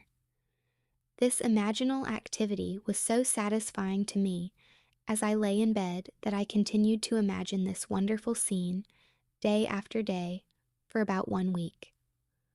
One morning, I moved from my bed to a couch and had started to sit up when I was seized with such an excruciating pain my entire body became paralyzed. I could neither sit up nor lie down. This terrible pain lasted for more than a full minute, but when it stopped, I was free. It seemed as if all the wires binding my legs had been cut. One moment I was bound, the next moment I was free. Not by degrees, but instantly. VH. We walk by faith, not by sight. 2 Corinthians 5:7. When we walk by sight, We know our way by objects which our eyes see. When we walk by faith, we order our life by scenes and actions which only imagination sees. Man perceives by the eye of imagination or by sense. But two mental attitudes to perception are possible: the creative, imaginative effort which meets with an imaginative response, or the unimaginative staying of the eye, which merely reflects. Man has within him the principle of life and the principle of death.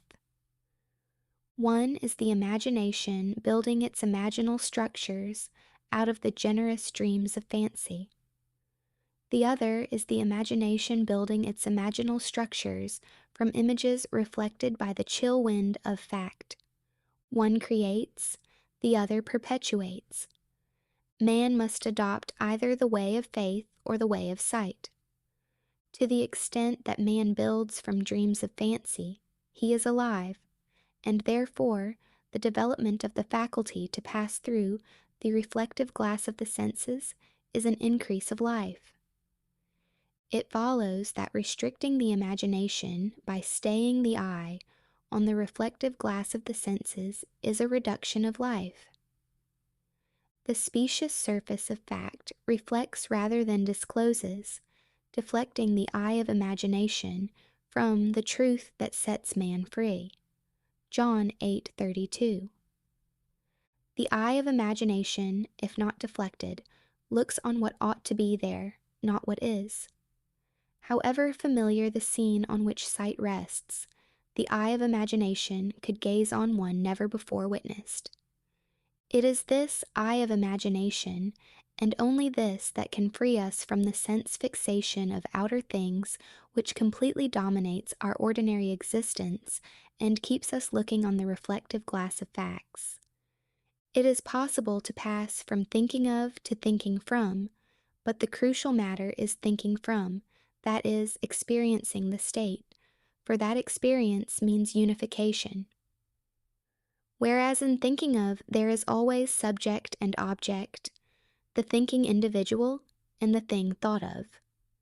Self-abandonment, that is the secret. We have to abandon ourselves to the state, in our love for the state, and in so doing live the life of the state, and no more our present state.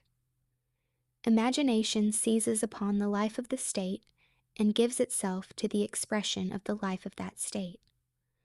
Faith plus love is self-commission. We can't commit ourselves to what we do not love.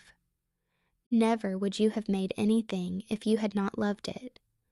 For you love all the things that are, and despise nothing which you have made. For never would you have made anything if you hated it. Book of Wisdom 11:24. And to make the state alive, one must become it. I live, yet not I. God lives in me, and the life I now live in the flesh, I live by the faith of God, who loved me and gave himself for me. I am crucified with Christ. Nevertheless I live, yet not I, but Christ lives in me.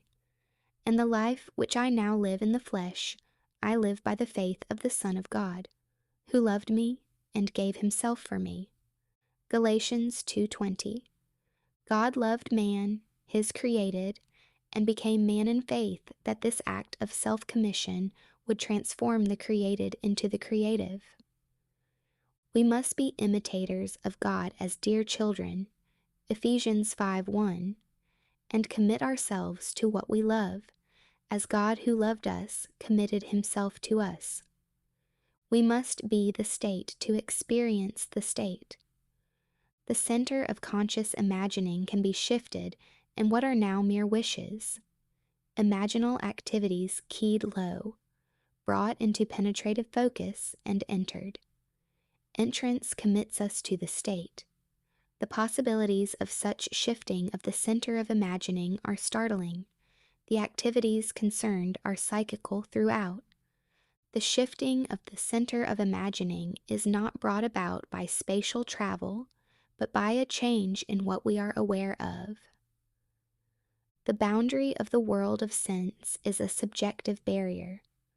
So long as the senses take notice, the eye of imagination is deflected from the truth. We do not get far unless we let go. This lady let go with immediate and miraculous results. Thank you for the golden key. It has released my brother from the hospital, from pain and probable death, for he was facing a fourth major operation with little hope of recovery. I was very concerned, and attempting to use what I had learned about my imagination, I first asked myself what my brother truly desired. Does he want to continue in this body, or does he desire to be free of it? The question revolved itself over and over in my mind, and suddenly I felt that he would like to continue remodeling his kitchen, which he had been contemplating before his confinement in the hospital. I knew my question had been answered, so I began to imagine from that point. Attempting to see my brother in the busy activity of remodeling, I suddenly found myself gripping the back of a kitchen chair I had used many times when something happened. Then suddenly I found myself standing beside my brother's bed in the hospital. This was the last place I would have wanted to be, physically or mentally, but there I was, and my brother's hand reached up and clasped my hand tightly as I heard him say, "I knew you would come, Joe." It was a well hand I clasped, strong and sure, and the joy that filled and spilled over in my voice as I heard myself say, "It's all better now, you know it." My brother didn't answer, but I distinctly heard a voice say to me, "Remember this moment." I seemed to awake then, back in my own home. This took place the night after he had entered the hospital. The following day his wife telephoned me saying, "It is unbelievable. The doctor can't account for it, Joe, but no operation is necessary. He's so improved that they have agreed to release him tomorrow." The following Monday, my brother went back to his work and has been perfectly well since that day. J.S. Not facts, but dreams of fancy shape our lives. She needed no compass to find her brother, nor tools to operate, only the eye of imagination. In the world of sense, we see what we have to see. In the world of imagination, we see what we want to see. And seeing it, we create it for the world of sense to see. We see the outer world automatically. Seeing what we want to see demands voluntary and conscious imaginative effort. Our future is our own imaginal activity in its creative march. Common sense assures us that we are living in a solid and sensible world, but this so seemingly solid world is in reality imaginal through and through. The following story proves that it is possible for an individual to transfer the center of imagining to some greater or lesser degree to a distant area, and not only do so without moving physically, but to be visible to others who are present at that point in space-time. And if this be a dream, then is all that we see or seem but a dream within a dream? Edgar Allan Poe. Seated in my living room in San Francisco, I imagined I was in my daughter's living room in London, England. I surrounded myself so completely with that room, which I knew intimately, that I suddenly found myself actually standing in it. My daughter was standing by her fireplace, her face turned away from me. A moment later she turned and our eyes met. I saw such a startled, frightened expression on her face that I too became emotionally upset and immediately found myself back in my own living room in San Francisco. 5 days later, I received an airmail letter from my daughter, which had been written on the day of my experiment with imaginal travel. In her letter, she told me she had seen me in her living room that day just as real as though I were actually standing there in the flesh. She confessed she had been very frightened, and that before she could speak, I had vanished. The time of this visitation, as she gave it in her letter, was exactly the time I had begun the imaginative action, allowing, of course, for the difference in time between the 2 points. She explained that she told her husband of this amazing experience, and he insisted that she write to me immediately, as he stated, "Your mother must have died or is dying." But I wasn't dead or dying, but very much alive and very excited by this marvelous experience. MLJ. Nothing can act but where it is. With all my heart, only where is it? Thomas Carlyle. Man is all imagination. Therefore, a man must be where he is in imagination, for his imagination is himself. Imagination is active at and through any state that it is aware of. If we take shifting of awareness seriously, there are possibilities beyond belief. The senses join man in forced and unholy wedlock to what, were he imaginatively awake, he would put asunder. We need not feed on sense data. Shift the focus of awareness and see what happens. However little we move mentally, we should perceive the world under a slightly changed aspect. Awareness is usually moved about in space by movement of the physical organism, but it need not be so restricted. It can be moved by a change in what we are aware of. Man is manifesting the power of imagination, whose limits he cannot define. To realize that the real self, imagination, is not something enclosed within the spatial boundary of the body is most important. The foregoing story proves that when we meet a person in the flesh, that his real self need not be present in space where his body is. It also shows that sense perception can be thrown into operation outside of the normal physical means, and that the sense data produced is of the same kind as those which occur in normal perception. The idea in the mother's mind, which started the whole process going, was the very definite idea of being in the place where her daughter lived. And if the mother really were in that place, and if the daughter were present, then she would have to be perceptible to her daughter. We can only hope to understand this experience in imaginal and not in mechanical or materialistic terms. The mother imagined elsewhere as being here. London was just as here to her daughter living there as San Francisco was here to the mother living there. It hardly ever crosses our minds that this world might be different, in essence, from what common sense tells us it so obviously is. Blake writes, "I question not my corporeal or vegetative eye any more than I would question a window concerning a sight. I look through it and not with it. This looking through the eye not only shifts consciousness to other parts of this world, but to other worlds as well. Astronomers must wish they knew more of this looking through the eye, this mental traveling that mystics practice so easily. I traveled through a land of men and women too, and heard and saw such dreadful things as cold earth wanderers never knew." William Blake, The Mental Traveler. Mental traveling has been practiced by awakened men and women since the earliest days.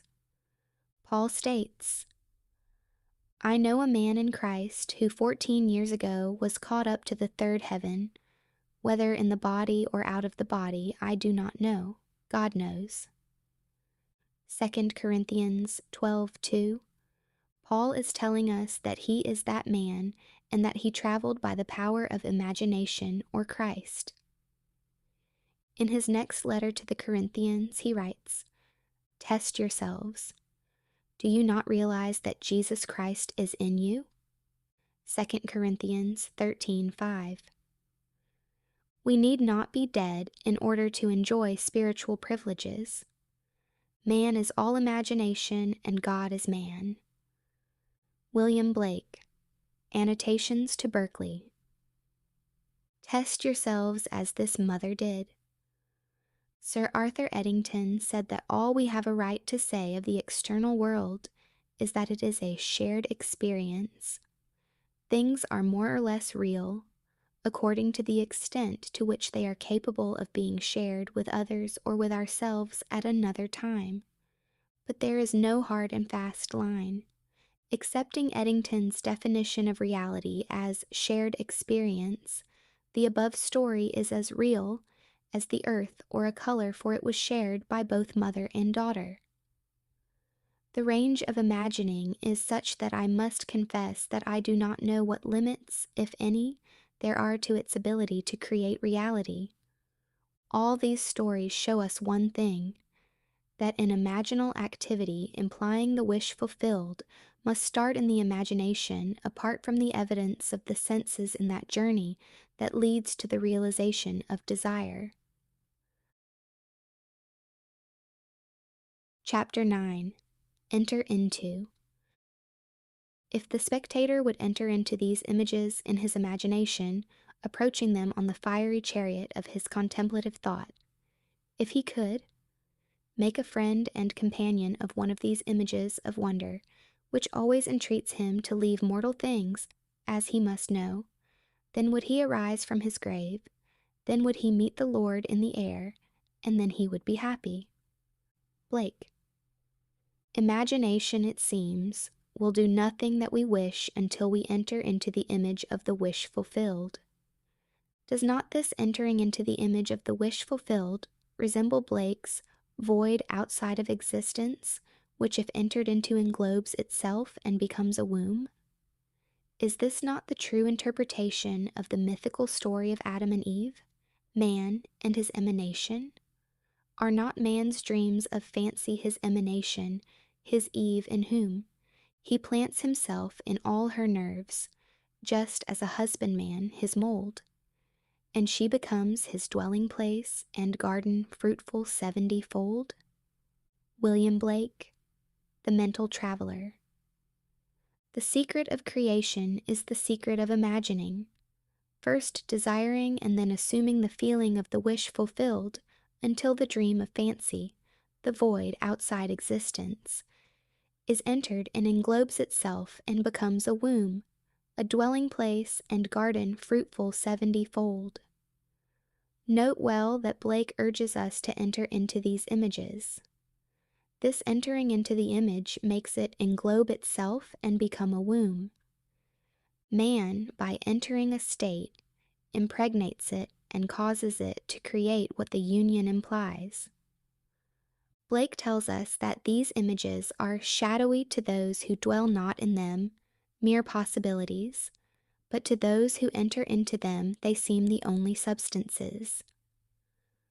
On my way to the West Coast, I stopped in Chicago to spend the day with friends. My host was recovering from a severe illness, and his doctor advised him to move to a one-story house. Acting upon the doctor's advice, he had purchased a one-story house suited to his needs, but he now was confronted with the fact that there seemed to be no buyer for his large 3-story home. When I arrived, he was very discouraged. In trying to explain the law of constructive imagining to my host and his wife, I told them the story of a very prominent New York woman who had come to see me concerning the rental of her apartment. She maintained a lovely city apartment and a country home, but it was absolutely essential that she rent her apartment if she and her family were to spend the summer at their country home. See Neville Goddard, The Power of Awareness, Chapter 23, Case Histories 5. In previous years, the apartment had been rented without any difficulty early in the spring, but at the time she came to see me, the season for summer sublets was seemingly over. Although the apartment had been in the hands of good real estate agents, no one had seemed interested in renting it. I told her what to do in her imagination. She did it, and in less than 24 hours, her apartment was rented. I explained how she, by the constructive use of her imagination, had rented her apartment. At my suggestion, before she went to sleep that night, In her apartment in the city, she imagined she was lying in her bed in her country home. In her imagination, she viewed the world from the country house rather than from the city apartment. She smelled the fresh country air. She made this so real that she actually drifted off to sleep, feeling that she was in the country. That was on a Thursday night. At 9 o'clock the following Saturday morning, she phoned me from her country home and told me that on Friday, a highly desirable tenant, who met all of her requirements, not only rented her apartment, but rented it on the one condition that he could move in that very day. I suggested to my friends that they build an imaginal structure as this woman had done, and that was to sleep imagining they were physically present in their new home, feeling they had sold their old home. I explained to them the wide difference between thinking of the image of their new house and thinking from the image of their new house. Thinking of it is a confession they are not in it. Thinking from it is proof that they are in it.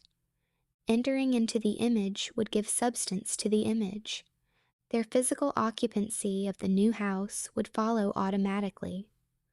I explained that what the world looks like depends entirely on where man is when he makes his observation.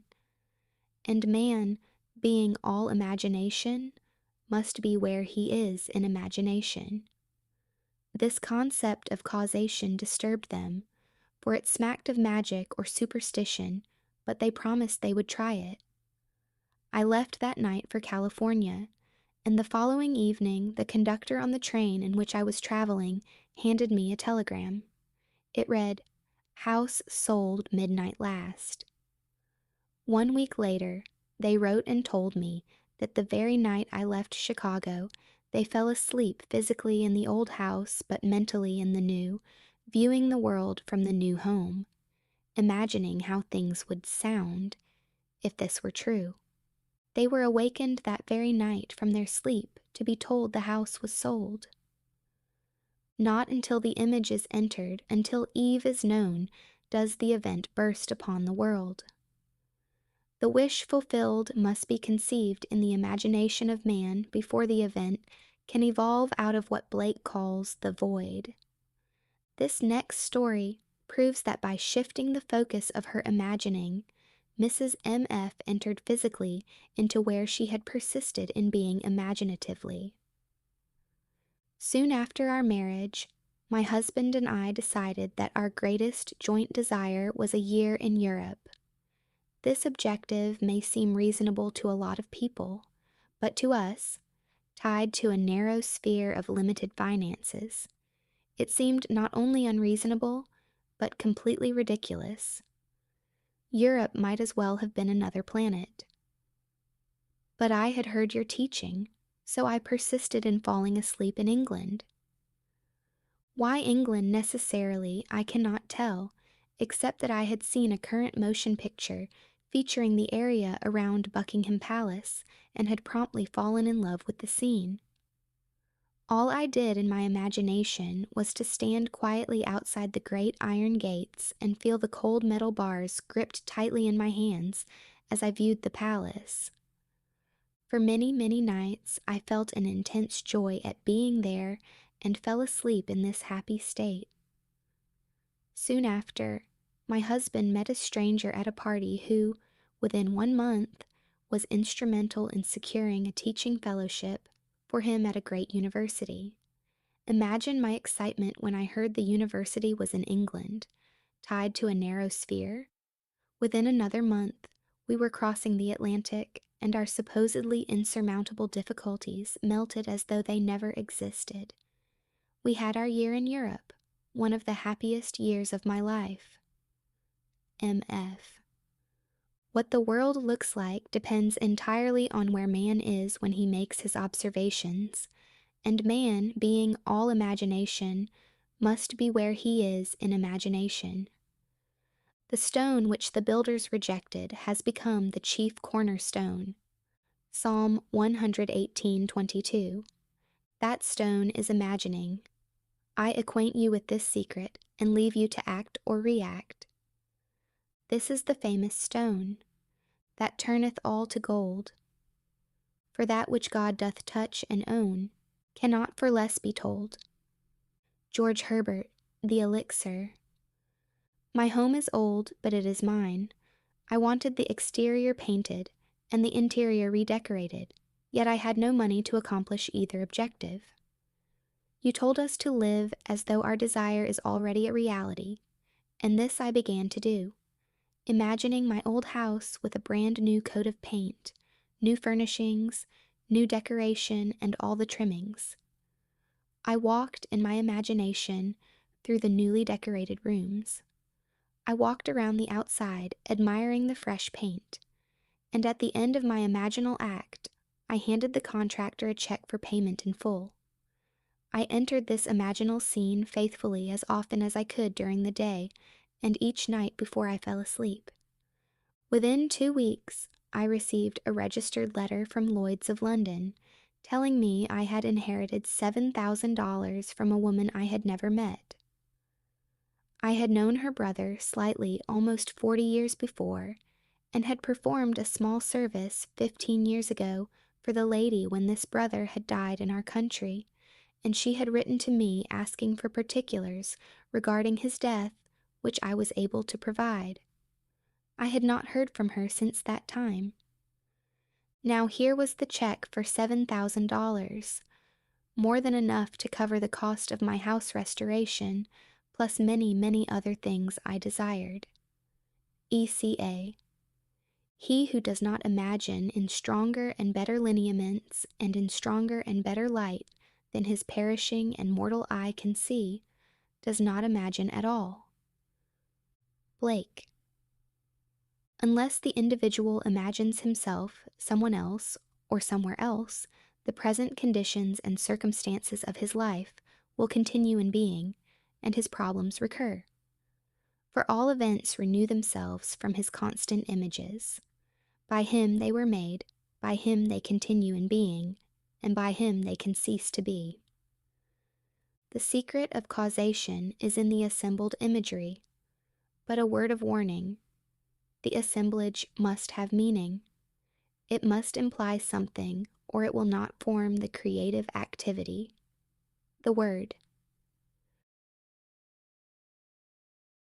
Chapter 10. Things which do not appear. What is seen was made out of things which do not appear. Hebrews 11:3. Human history, with its forms of governments, its revolutions, its wars, and in fact the rise and fall of nations, could be written in terms of the rise and fall of ideas implanted in the minds of men. Herbert Hoover. The secret of imagining is the greatest of all problems to the solution of which the mystic aspires. Supreme power, supreme wisdom, supreme delight lie in the far-off solution of this mystery. Douglas Fawcett. To refuse to recognize the creative power of man's invisible imaginal activity is too great to be argued with. Man, through his imaginal activity, literally calls into existence the things that do not exist. Romans 4:17. By man's imaginal activity, all things are made, and without such activity was not anything made that was made. John 1:3. Such causal activity could be defined as an imaginal assemblage of images, which occurring, some physical event invariably takes place. It is for us to assemble the images of happy outcome and then keep from interfering. The event must not be forced but allowed to happen. If imagination is the only thing that acts or is in existing beings of men, as Blake believed, then we should never be certain that it was not some woman treading in the winepress who began that subtle change in men's minds. William Butler Yeats. This grandmother is daily treading the winepress for her little granddaughter. She writes, "This is one of those things that make my family and friends say, 'We just don't understand it.' Kim is 2.5 years old now. I took care of her for a month after she was born, and did not see her again until a year ago, and then, only for 2 weeks. However, during this past year, every day I have taken her on my lap, in my imagination, and cuddled her and talked to her. In these imaginal acts, I go over all the wonderful things about Kim. God is growing through me, God is loving through me, etc. At first, I would get the response of a very young child. When I started, God is growing through me, she would reply, me. Now as I start, she completes the whole sentence. Another thing that has happened is, as the months have passed, as I take her, in my imagination, on my lap, she has grown constantly larger and heavier. Kim hasn't even seen a picture of me in this past year. At the most, I could only be a name to her. Now, some time each day, her family tells me she starts talking about me. To no one in particular, just talking. Sometimes it goes on for an hour, or she goes to the phone and pretends to call. In her monologue are such bits as, "My Dee Dee loves me. My Dee Dee always comes to see me every day." Even though I know what I have been doing in my imagination, it has caused me, too, to wonder much. UK. All imaginative men and women are forever casting forth enchantments, and all passive men and women who have no powerful imaginative lives are continually passing under the spell of their power. There is no form in nature which is not produced by and sustained by some imaginal activity. Therefore, any change in the imaginal activity must result in a corresponding change in form. To imagine a substitute image for unwanted or defective content is to create it. If only we persist in our ideal imaginal activity and do not let lesser satisfactions suffice, ours shall be the victory. When I read in Seed Time and Harvest the story of the school teacher who, through her imagination in daily revision, transformed a delinquent pupil into a lovely girl, I decided to do something about a young boy in my husband's school. To tell all the problems involved would take pages, for my husband has never had such a difficult child, nor such a trying parent situation. The lad was too young to be expelled, yet the teachers refused to have him in their classes. To make matters worse, the mother and grandmother literally camped on the school grounds, making trouble for everyone. I wanted to help the boy, but I also wanted to help my husband. So nightly, I constructed 2 scenes in my imagination. One, I saw a perfectly normal, happy child. 2, I heard my husband say, "I can't believe it, dear, but do you know R is acting like a normal boy now, and it is heaven not having those 2 women around." After 2 months of persisting in my imaginal play, night after night, my husband came home and said, "It's like heaven around school." Not exactly the same words, but close enough for me. The grandmother had become involved in something that took her out of town, and the mother had to accompany her.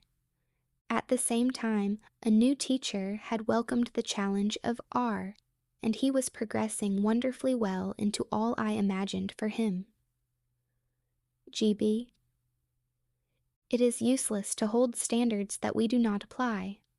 Unlike Portia, who said, "I can easier teach 20 what were good to be done than be one of the 20 to follow mine own teaching." William Shakespeare, The Merchant of Venice. GB followed her own teaching.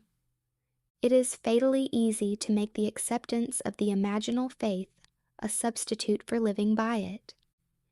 He has sent me to bind up the broken-hearted, to proclaim liberty to the captives, and the opening of the prison to those who are bound. Isaiah 61:1. Chapter 11. The Potter. Arise, and go down to the potter's house, and there I will let you hear my words. So I went down to the potter's house, and there he was, working at his wheel. And the vessel he was making of clay was spoiled in the potter's hand, and he reworked it into another vessel, as it seemed good to the potter to do. Jeremiah 18:2-4. The word translated potter means imagination.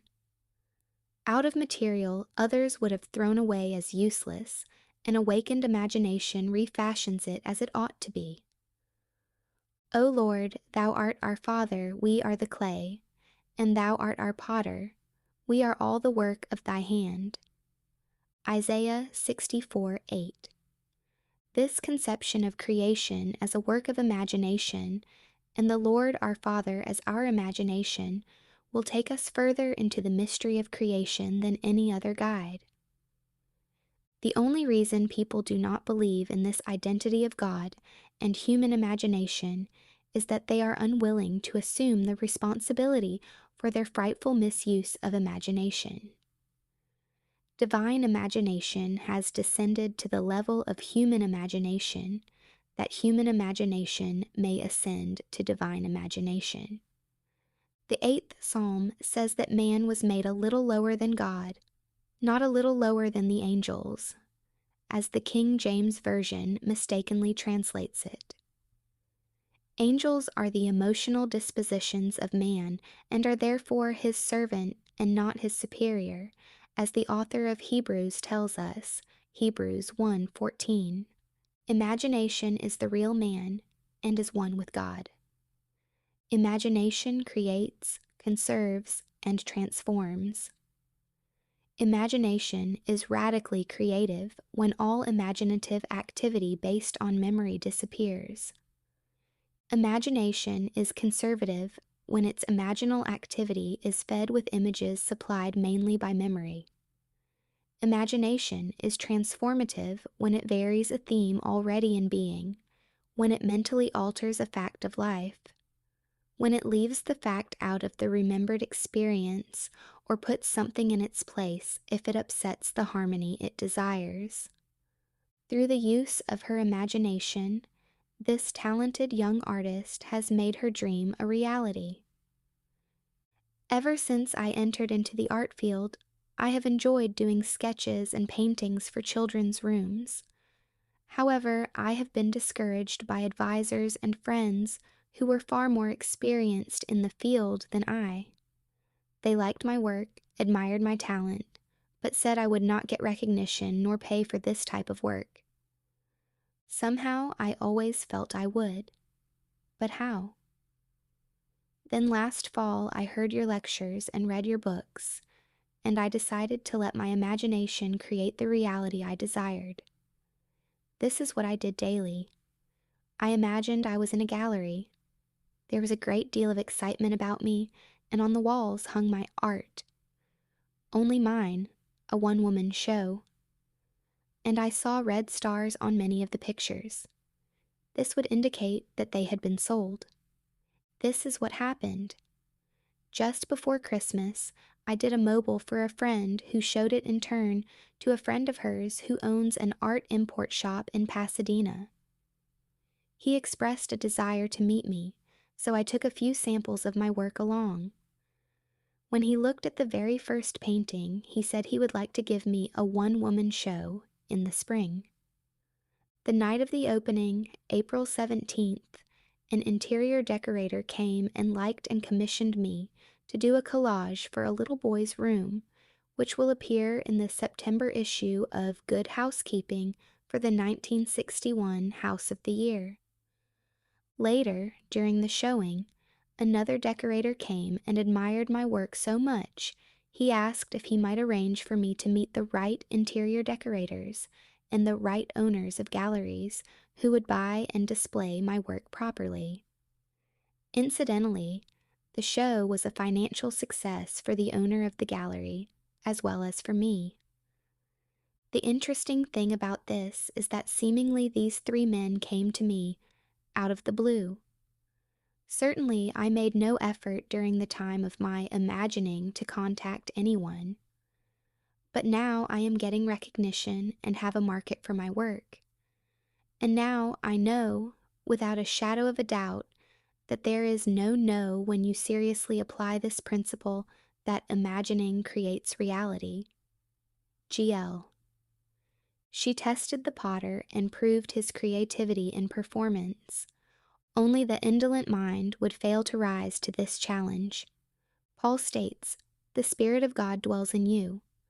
1 Corinthians 3:16, Romans 8:9, 8:11, James 4:5. Now examine yourselves to see whether you are holding to your faith. Test yourselves. Do you not realize that Jesus Christ is in you? Unless indeed you fail to meet the test. I hope you will find out that we have not failed. 2 Corinthians 13:5, 6. If all things were made through him, and without him was not anything made that was made, John 1:3, it should not be difficult for man to test himself to find out who this Creator in himself is. The test will prove to man that his imagination is the one who gives life to the dead and calls into existence the things that do not exist. Romans 4:17. The potter's presence in us is inferred from what he does there. We cannot see him there as one, not ourselves. The nature of the potter, Jesus Christ, is to create, and there is no creation without him. Every recorded story in this book is just such a test as Paul asked the Corinthians to make. God really and truly exists in man, in every human being. God wholly becomes us. He is not our virtue, but our real selves, our imagination. The following illustrations from the mineral world may help us to see how supreme imagining and human imagining could be one and the same power, and yet be vastly different in their creativity. Diamond is the world's hardest mineral. Graphite, used in lead pencils, is one of the softest. Yet both minerals are pure carbon. The vast difference in the properties of the two forms of carbon is believed to be caused by a different arrangement of the carbon atoms. But whether the difference is produced by a different arrangement of the carbon atoms or not, all agree that diamond and graphite are one substance, pure carbon. The purpose of life is the creative realization of desire. Man, lacking desire, could not exist efficiently in a world of continuous problems, requiring continuing solutions. A desire is an awareness of something we lack or need to make life more enjoyable. Desires always have some personal gain in view. The greater the anticipated gain, the more intense the desire. There is no really unselfish desire. Even when our desire is for another, we are still seeking to gratify desire. To attain our desire, we should imagine scenes implying their fulfillment and enact the scene in our imagination, if only momentarily, with a joy sufficiently felt within its limits to make it natural. It is like a child dressing up and playing queen. We must imagine we are what we would like to be. We must play it in imagination first, not as a spectator, as an actor.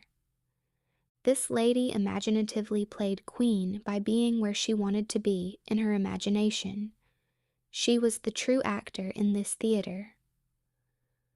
My desire was to attend a matinee performance of a famous pantomimist currently playing in one of the largest theaters of our city. Because of the intimate nature of this art, I wanted to sit in the orchestra, but I didn't have even the price of a balcony ticket. The night I determined to have this pleasure for myself, in my imagination, I fell asleep watching the wondrous performer. In my imaginal act, I sat in an orchestra center seat, heard the applause as the curtain rose and the artist came on stage, and I actually felt the intense excitement of this experience. The next day, the day of the matinee performance, my financial condition had not changed.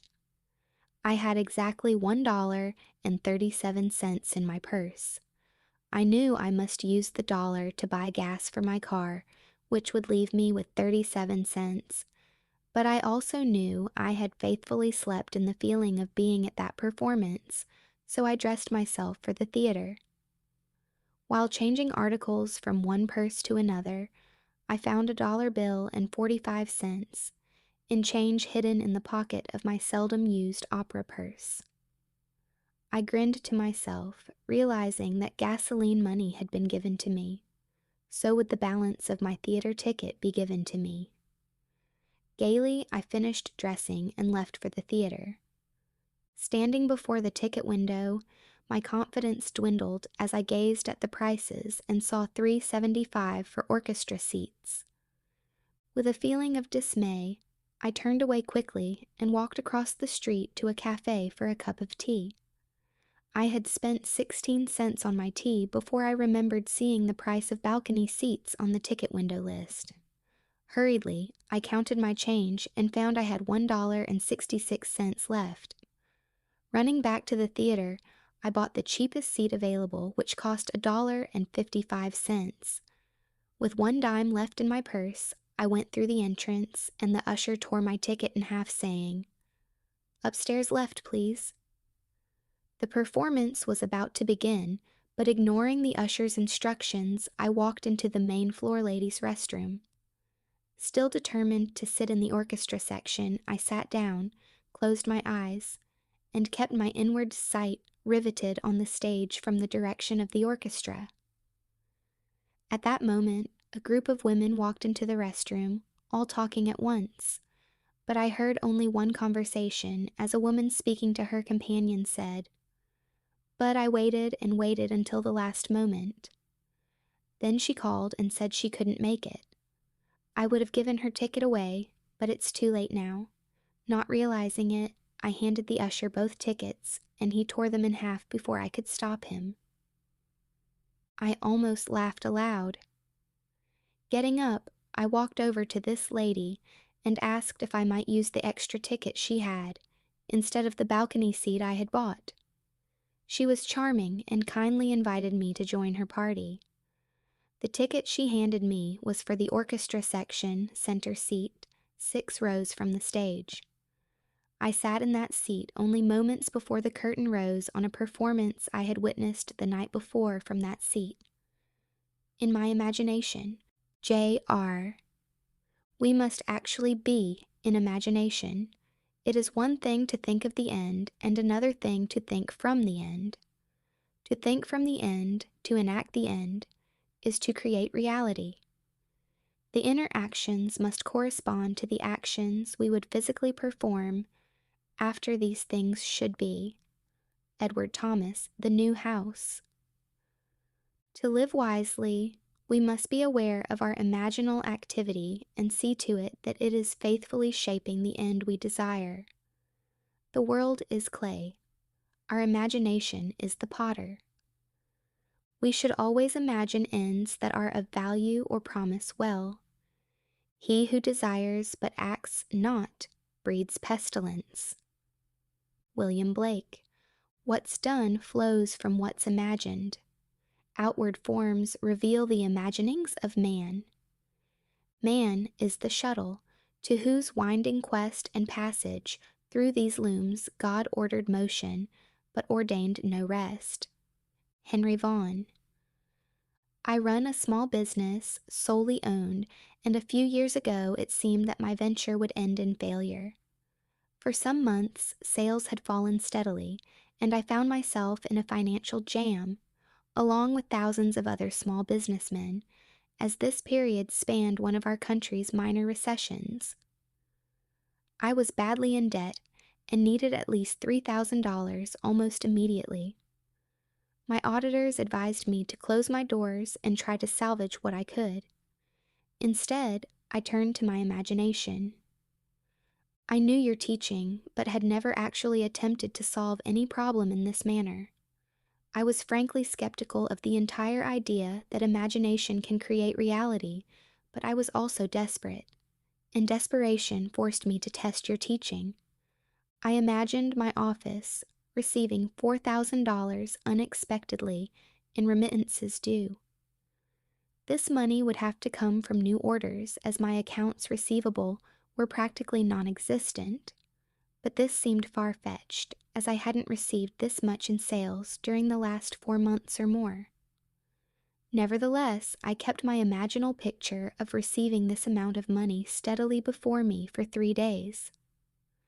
Early the 4th morning, a customer I had not heard from in months called me on the telephone, asking me to come and see him personally.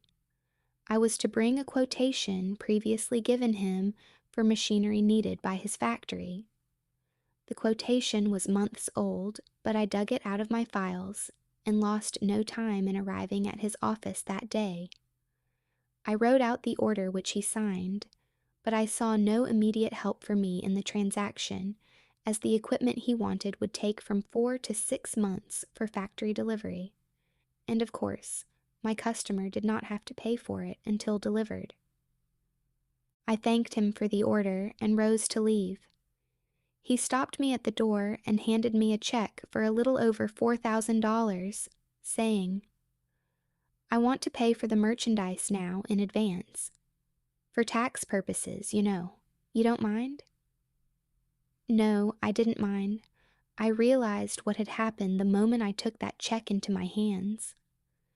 Within 3 days, my imaginal act had done for me what I hadn't been able to do in months of desperate financial shuffling.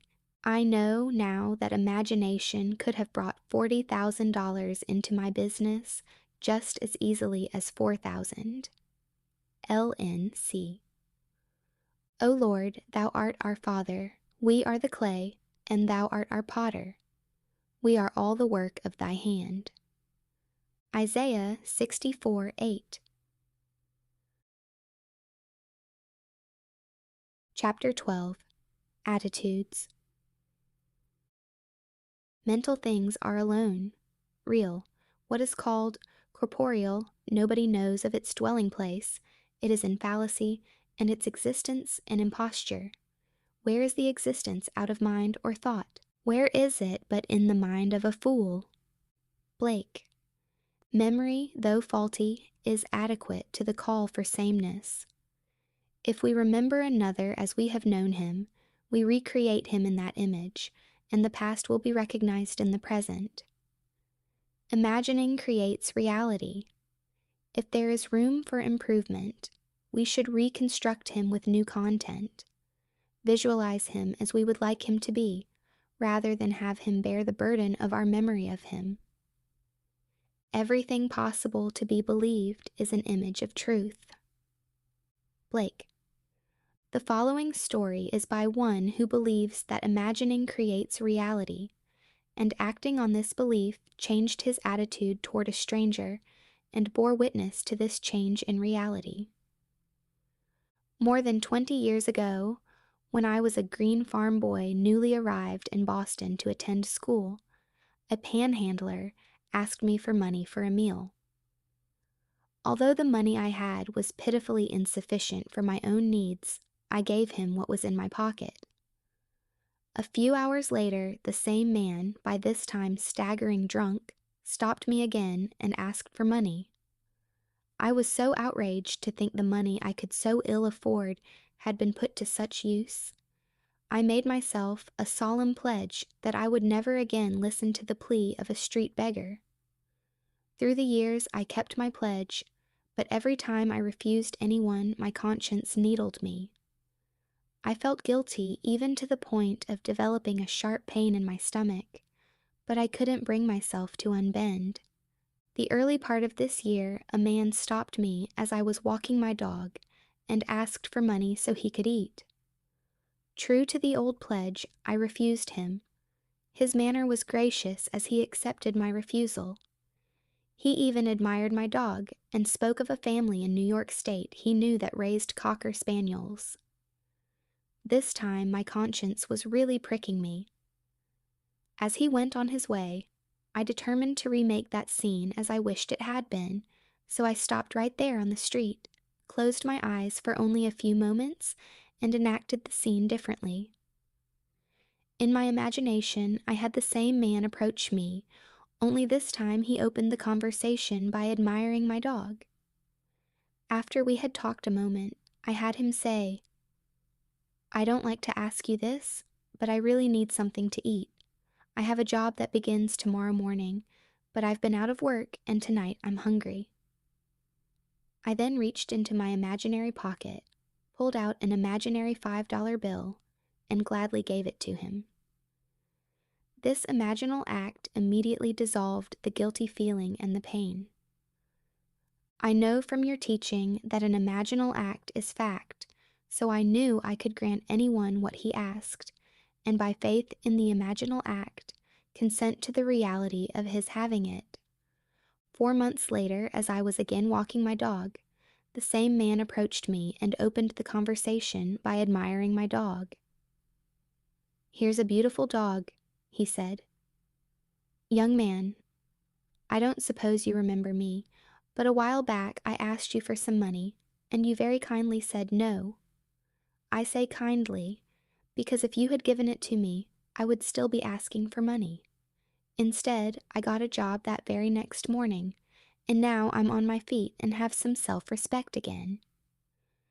I knew his job was a fact when I imagined it that night, some 4 months before, but I won't deny there was immense satisfaction in having him appear in the flesh to confirm it. F.B. I have no silver and gold, but I give you what I have. Acts 3:6. None is to be discarded, all must be saved, and our imagination reshaping memory is the process whereby this salvation is brought to pass. To condemn the man for having lost his way is to punish the already punished. "Oh, whom should I pity if I pity not the sinner who is gone astray?" William Blake. Jerusalem. Not what the man was, but what he may become should be our imaginal activity. Don't you remember Sweet Alice, Ben Bolt? Sweet Alice, whose hair was so brown, who wept with delight when you gave her a smile, and trembled with fear at your frown? George du Maurier. If we imagine no worse of him than he of himself, he would pass as excellent. It's not the man at his best, but the imaginist exercising the spirit of forgiveness that performs the miracle. Imagining with new content transformed both the man who asked and the man who gave. Imagining has not yet had its due in the systems either of moralists or educators. When it does, there will be the opening of the prison to those who are bound. Isaiah 61:1. Nothing has existence for us save through the memory we have of it. Therefore, we should remember it not as it was, unless, of course, it was altogether desirable, but as we desire it to be. Inasmuch as imagining is creative, our memory of another either furthers or hinders him, and makes his upward or downward way easier and swifter. There is no coal of character so dead that it will not glow and flame, if but slightly turned. The following story shows that imagining can make rings and husbands and move people to China. My husband, child of a broken home and raised by beloved grandparents, was never close to his mother, nor she to him.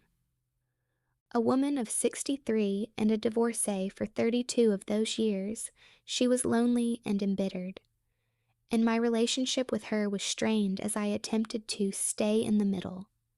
By her own admission, her great desire was to remarry for companionship, but she believed this to be impossible at her age. My husband would often state to me that he hoped she would remarry and, as he fervently put it, perhaps live way out of town. I had the same wish, and as I put it, perhaps move to China?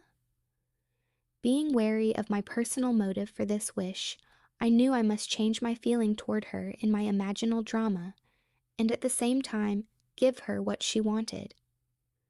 I began by seeing her in my imagination as a completely changed personality, a happy, joyous woman, secure and contented in a new relationship. Every time I thought of her, I would see her mentally as a new woman. About 3 weeks later, she came to our house for a visit, bringing a friend she had met many months previously. The man had recently become a widower. He was her age, secure financially, and had grown children and grandchildren. We liked him, and I was excited because it was obvious they liked each other. But my husband still thought it was impossible. I didn't. From that day on, every time her image rose in my mind, I saw her extending her left hand toward me, and I admired the ring on her finger. 1 month later, she and her friend came to visit us, and as I walked forward to greet them, she proudly extended her left hand. The ring was on her finger. 2 weeks later, she was married, and we haven't seen her since. She lives in a brand new home, way out of town, and as her new husband dislikes the long drive to our house, she might as well have moved to China. JB. There is a wide difference between the will to resist an activity and the decision to change it. He who changes an activity acts, whereas he who resists an activity reacts. One creates, the other perpetuates. Nothing is real beyond the imaginative patterns we make of it. Memory, no less than desire, resembles a daydream. Why make it a daymare? Man can forgive only if he treats memory as a daydream and shapes it to his heart's desire. R.K. learned that we may rob others of their abilities by our attitudes toward them. He changed his attitude and thereby changed a fact. I am not a moneylender, nor am I in the investment business as such, but a friend and business acquaintance came to me for a substantial loan in order to expand his plant. Because of personal friendship, I granted the loan with reasonable interest rates and gave my friend the right of renewal at the end of 1 year. When the first-year term expired, he was behind in his interest payments and requested a 30-day extension on the note. I granted this request, but at the end of 30 days, he was still unable to meet the note and asked for an additional extension. As I previously stated, I am not in the business of lending money. Within 20 days, I needed full payment of the loan to meet debts of my own. But I consented again to extend the note, although my own credit was now in serious jeopardy. The natural thing to do was to apply legal pressure to collect, and a few years ago I would have done just that. Instead, I remembered your warning not to rob others of their ability, and I realized that I had been robbing my friend of his ability to pay what he owed. For 3 nights, I constructed a scene in my imagination in which I heard my friend tell me that unexpected orders had flooded his desk so rapidly he was now able to pay the loan in full. The 4th day, I received a telephone call from him. He told me that by what he called a miracle, he had received so many orders, and big ones too, he was now able to pay back my loan, including all interest due, and, in fact, had just mailed a check to me for the entire amount. R.K. There is nothing more fundamental to the secret of imagining than the distinction between imagining and the state imagined. Mental things are alone, real. Everything possible to be believed is an image of truth. William Blake. Chapter 13. All Trivia. General knowledge is remote knowledge. It is in particulars that wisdom consists, and happiness too. Blake. We must use our imagination to achieve particular ends, even if the ends are all trivia. Because men do not clearly define and imagine particular ends, the results are uncertain, while they might be perfectly certain. To imagine particular ends is to discriminate clearly. How do we distinguish the oak from the beech, the horse from the ox, but by the bounding outline? William Blake, Human Form Divine. Definition asserts the reality of the particular thing against the formless generalizations which flood the mind. Life on earth is a kindergarten for image making. The bigness or littleness of the object to be created is not in itself important. The great and golden rule of art, as well as of life, said Blake, is this, that the more distinct, sharp, and wiry the bounding line, the more perfect the work of art, and the less keen and sharp, the greater is the evidence of weak imitation. What is it that builds a house and plants a garden but the definite and determinate? Leave out this line, and you leave out life itself.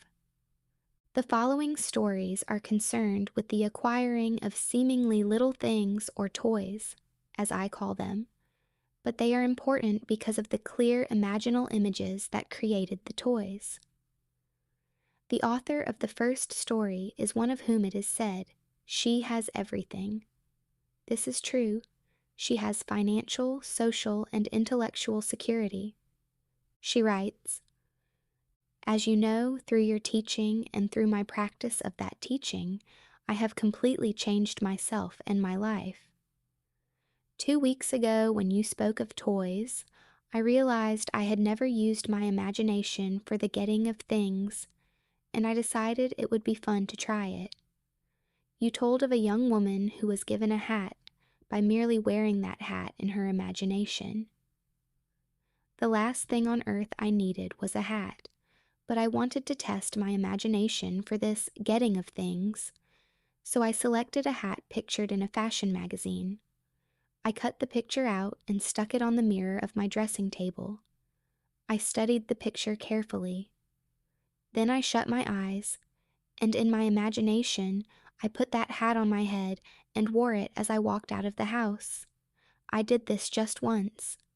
The following week, I met some friends for luncheon, and one of them was wearing the hat.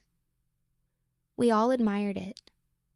The very next day, I received a parcel by special delivery messenger. The hat was in the parcel. The friend who had worn it the day before had sent the hat to me with a note saying she did not particularly care for the hat and didn't know why she had bought it in the first place, but for some reason she thought it would look well on me. And would I please accept it? A movement from dreams to things is the power driving humanity. We must live wholly on the level of imagination, and it must be consciously and deliberately undertaken. All my life I have loved birds. I enjoy watching them, hearing their chatter, feeding them, and I am particularly fond of the small sparrow. For many months I have fed them crumbs of morning bread, wild bird seed, and anything I believed they would eat. And for all those months I have been frustrated as I watched the larger birds, particularly the pigeons, command the area, gobbling up most of the good seed and leaving the husks for my sparrows. To use my imagination on this problem seemed facetious to me at first, but the more I thought of it, the more interesting the idea became. So one night I set about seeing the little birds come in for their full share of daily offerings, and I would tell my wife that the pigeons no longer interfered with my sparrows, but took their share like gentlemen and then left the area. I continued this imaginary action for almost 1 month. Then one morning I noticed that the pigeons had disappeared. The sparrows had breakfast all to themselves for a few days. For those few days no larger bird entered the area. They did return eventually, but to this day they have never again infringed on the area occupied by my sparrows. They stay together, eating what I put out for them, leaving a full share of the area to my tiny friends. And do you know, I actually believe the sparrows understand. They no longer seem to be afraid when I walk among them. R.K. This lady proves that unless our heart is in the task, unless we imagine ourselves right into the feeling of our wish fulfilled, we are not there. For we are all imagination and must be where and what we are in imagination. In early February, my husband and I had been in our new house 1 month. A home lovely beyond telling, perched on a rugged cliff with the ocean for our front yard, wind and sky for neighbors, and seagulls for guests. We were ecstatic. If you have experienced the joy and woe of building your own home, you know how completely filled with happiness you are, and how completely empty your purse is. 100 lovely things clamored to be bought for that house, but the one thing we wanted most of all was the most useless: a picture. Not just any picture, but a wild, wonderful scene of the sea dominated by a great white clipper ship. This picture had been in our thoughts all the months of building, and we left one living room wall free of paneling to hold it. My husband mounted decorative red and green ship lanterns on the wall to frame our picture, but the picture itself would have to wait. Draperies, carpeting, all the practical items must come first. Perhaps so, but that didn't stop either one of us from seeing that picture in our imagination on that wall. One day, while shopping, I strolled into a small art gallery, and as I walked through the door, I stopped so suddenly, a gentleman walking behind me crashed into an easel. I apologized and pointed to a painting hanging at head height across the room. That's what did it. I've never seen anything so wonderful. He introduced himself as the owner of the gallery and said, yes, an original by the greatest English painter of clipper ships the world has known. He went on to tell me about the artist, but I wasn't listening. I could not take my eyes from that wonderful ship, and suddenly I experienced a very strange thing.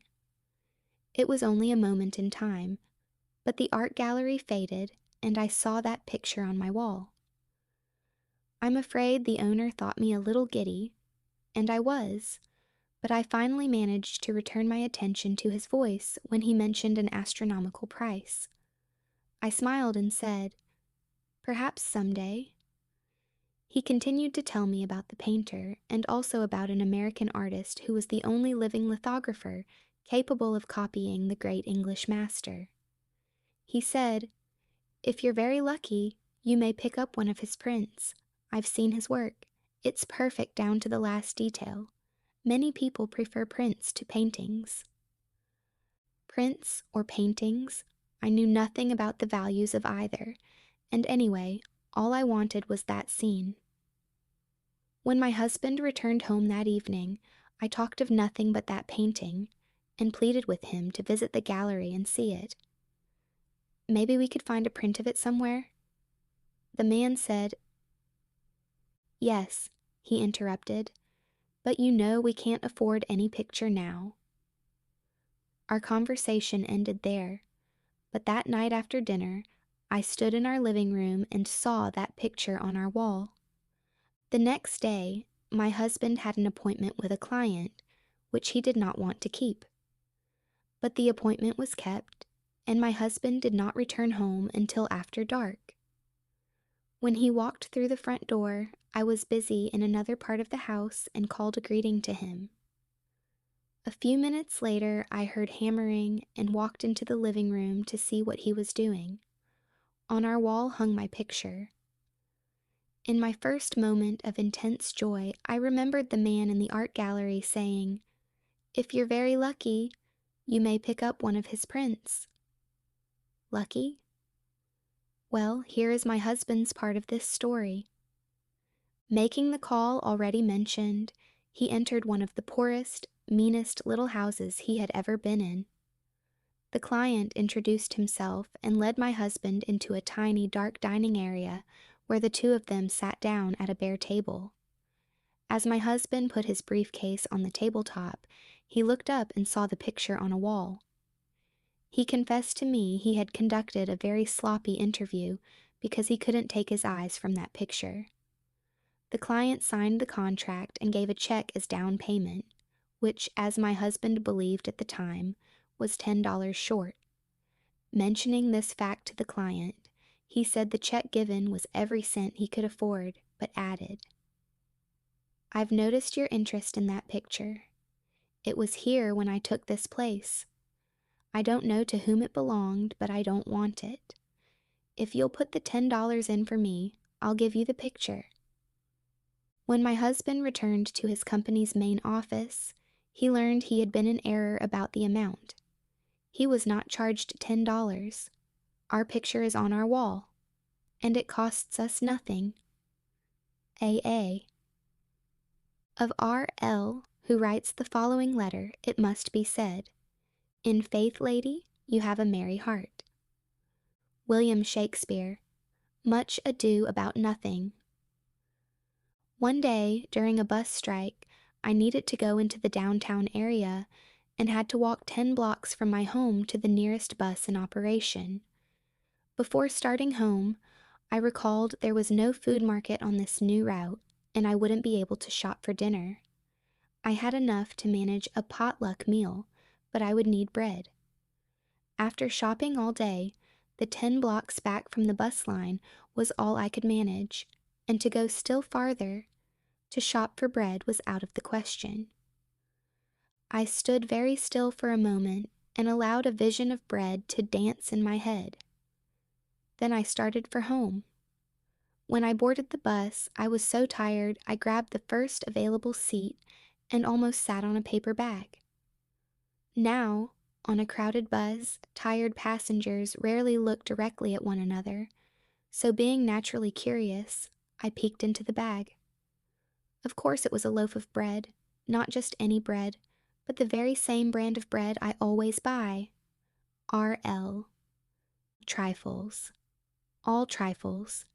But they produced their trivia without price.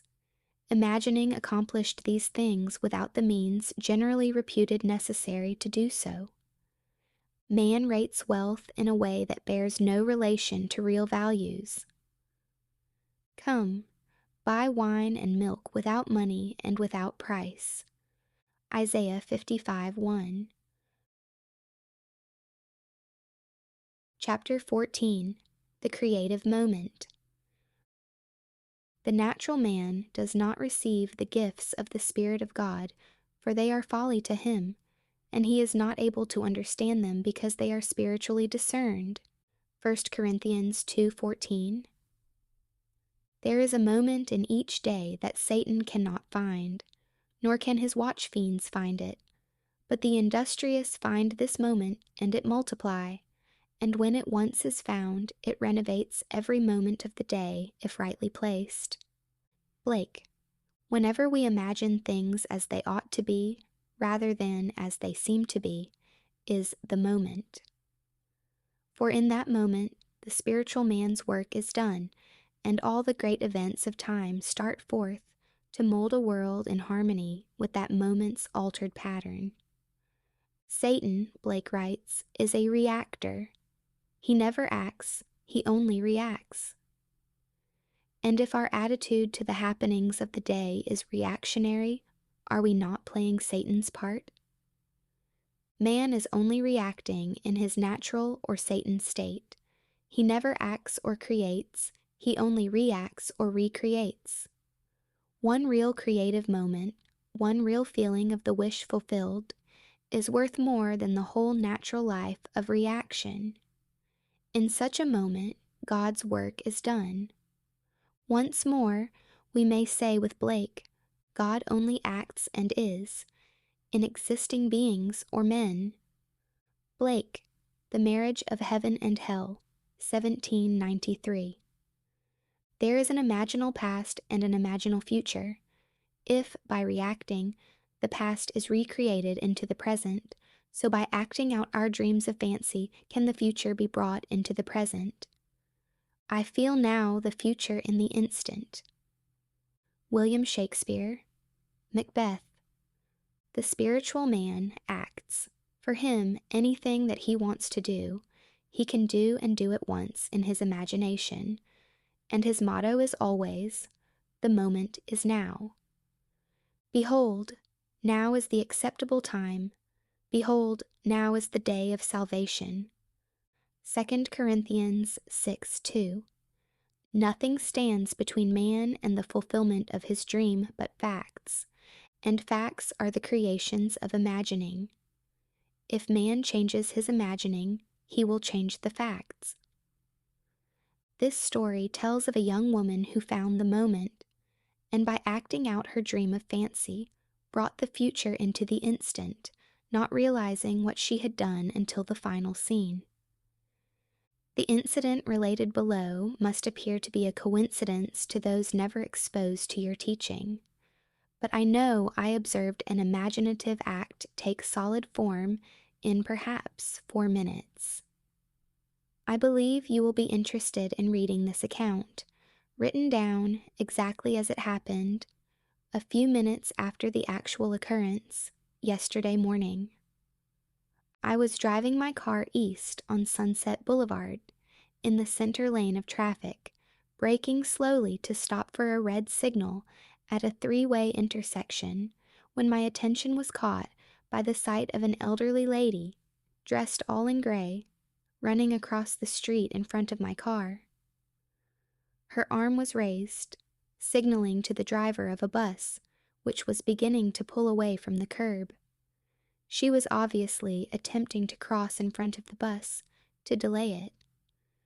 The driver slowed his vehicle, and I thought would allow her to enter.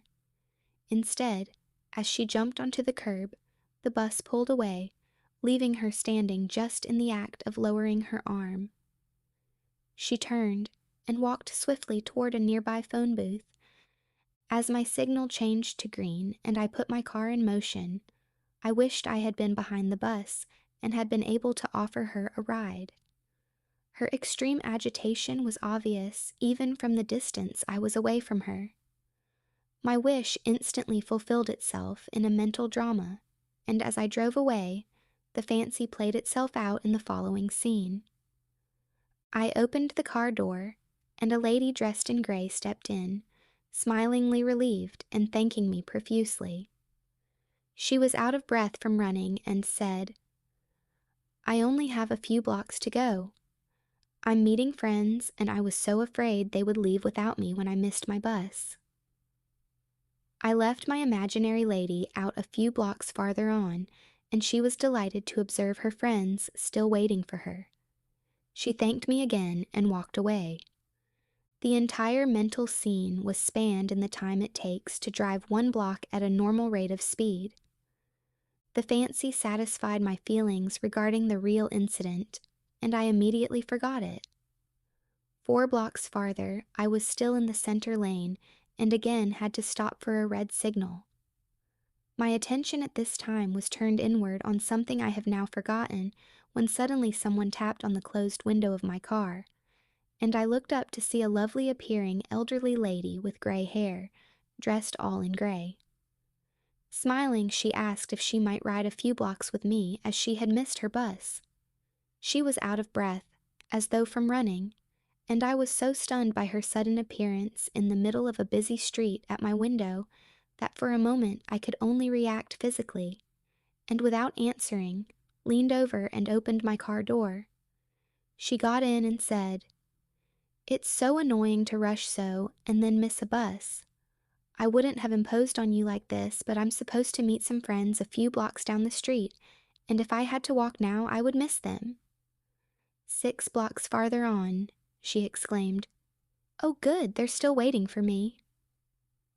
I let her out, and she thanked me again and walked away. I'm afraid I drove to my own destination by automatic reflex, for I had fully recognized that I had just observed a waking dream take form in physical action. I recognized what was happening while it was happening.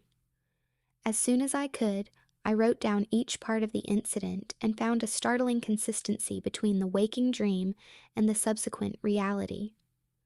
Both women were elderly, gracious in manner, dressed all in gray, and out of breath from hurrying to catch a bus and missing it. Both wished to meet friends, who for some reason could not wait for them much longer, and both left my car within the space of a few blocks after successfully completing their contact with their friends. I am amazed, confounded, and elated. If there is no such thing as coincidence or accident, then I witnessed imagination become reality almost instantaneously. J.R.B. There is a moment in each day that Satan cannot find, nor can his watch fiends find it, but the industrious find this moment and it multiply, and when it once is found, it renovates every moment of the day, if rightly placed. William Blake. From the first time I read your search, I have longed to experience a vision. Since you have told us of the promise, this desire has been intensified. I want to tell you of my vision, which was a glorious answer to my prayer, but I am sure I would not have had this experience were it not for something that occurred 2 weeks ago. It was necessary for me to park my car some distance from the university building where I was scheduled to conduct my class. As I left my car, I was conscious of the stillness about me. The street was completely deserted. No one was in sight. Suddenly, I heard a most frightful cursing voice. I looked toward the sound and saw a man brandishing a cane, yelling between vile words, "I'll kill you! I'll kill you!" I continued on as he approached me, for at that moment I thought, now I can test what I have professed to believe. If I do believe we are one, the Father, this derelict, and I, no harm can come to me. At that moment I had no fear. Instead of seeing a man coming toward me, I felt a light. He stopped yelling, dropped his cane, and walked quietly as we passed, with less than a foot between us. Having tested my faith at that moment, everything about me had seemed more alive than before, flowers brighter and trees greener. I have had a sense of peace and the oneness of life I had not known before. Last Friday, I drove to our country home. Nothing was unusual about the day or evening. I worked on a manuscript, and, not being tired, did not try to fall off to sleep until around 2 the following morning. Then I turned off the light and drifted into that floating sensation, not asleep but drowsy, as I call it, half awake and half asleep. Often, while in this state, lovely, unknown faces float before me, but this morning the experience was different. A perfect face of a child came before me in profile. Then it turned and smiled at me. It was glowing with light and seemed to fill my own head with light. I was aglow and excited and thought, this must be the Christos, but something within me, without sound, said, no, this is you. I feel I will never be the same again, and some day I may experience the promise. G.B. Our dreams will all be realized from the time that we know that imagining creates reality and act. But imagination seeks from us something much deeper and more fundamental than creating things, nothing less indeed than the recognition of its own oneness with God, that what it does is in reality God Himself doing it in and through man who is all imagination. Chapter 15. The Promise. 4 mystical experiences. In all I have related thus far, with the exception of G.B.'s vision of the child, imagination was consciously exercised. Men and women created stage plays in their imagination, plays implying the fulfillment of their desires. Then, by imagining themselves participating in these dramas, they created that which their imaginal acts implied. This is the wise use of God's law. But no man is justified before God by the law. Galatians 3:11. Many people are interested in imaginism as a way of life, but are not at all interested in its framework of faith, a faith leading to the fulfillment of God's promise. I will raise up your son after you, who shall come forth from your body. I will be his father, and he shall be my son. 2 Samuel 7:12-14. The promise that God will bring forth from our body a son who will be born, not of blood, nor of the will of the flesh, nor of the will of man, but of God. John 1:13, does not concern them. They want to know God's law, not his promise. However, this miraculous birth has been stated clearly as a must for all mankind from the earliest days of the Christian fellowship. You must be born from above. John 3:7. My purpose here is to state it again, and to state it in such language and with such reference to my own personal mystical experiences, that the reader will see that this birth from above is far more than a part of a dispensable superstructure, that it is the sole purpose for God's creation. Specifically, my purpose in recording these 4 mystical experiences is to show what Jesus Christ, the faithful witness, the firstborn from the dead, Revelation 1:5, was trying to say about this birth from above. How can men preach unless they are sent? Romans 10:15. Many years ago, I was taken in spirit into a divine society, a society of men in whom God is awake. Though it may seem strange, the gods do truly meet. As I entered this society, the first to greet me was the embodiment of infinite might. His was a power unknown to mortals. I was then taken to meet infinite love. He asked me, "What is the greatest thing in the world?" I answered him in the words of Paul, "Faith, hope, and love, these 3. But the greatest of these is love." 1 Corinthians 13:13. At that moment, he embraced me, and our bodies fused and became one body. I was knit to him and loved him as my own soul.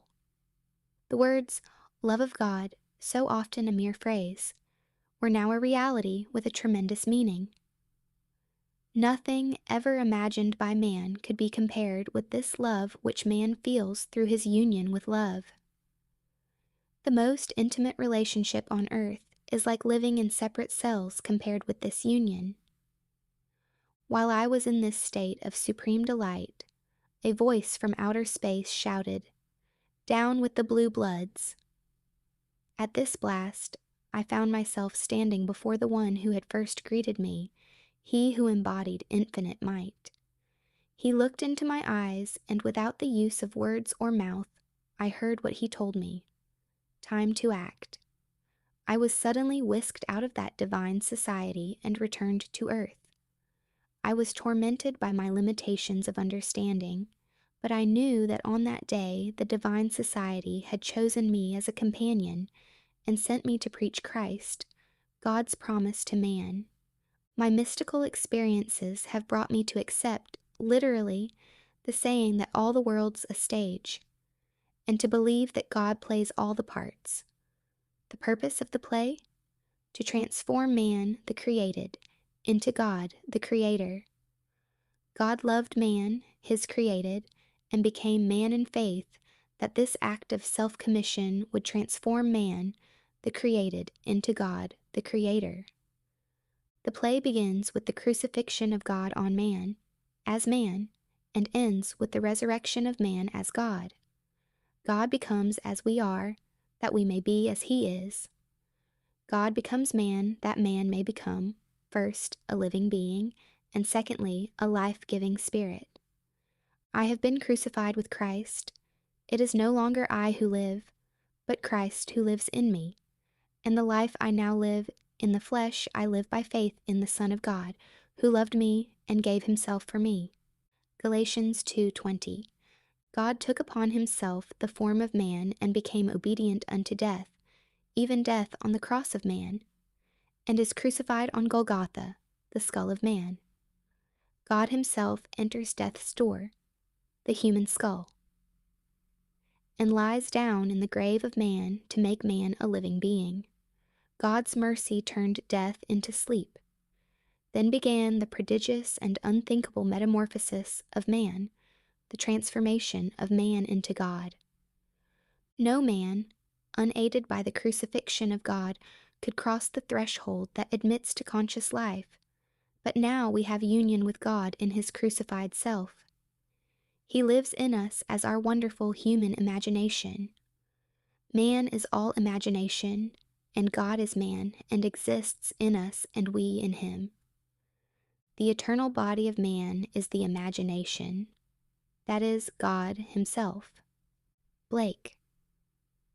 When he rises in us, we will be like him and he will be like us. Then all impossibilities will dissolve in us at that touch of exaltation which his rising in us will impart to our nature. Here is the secret of the world.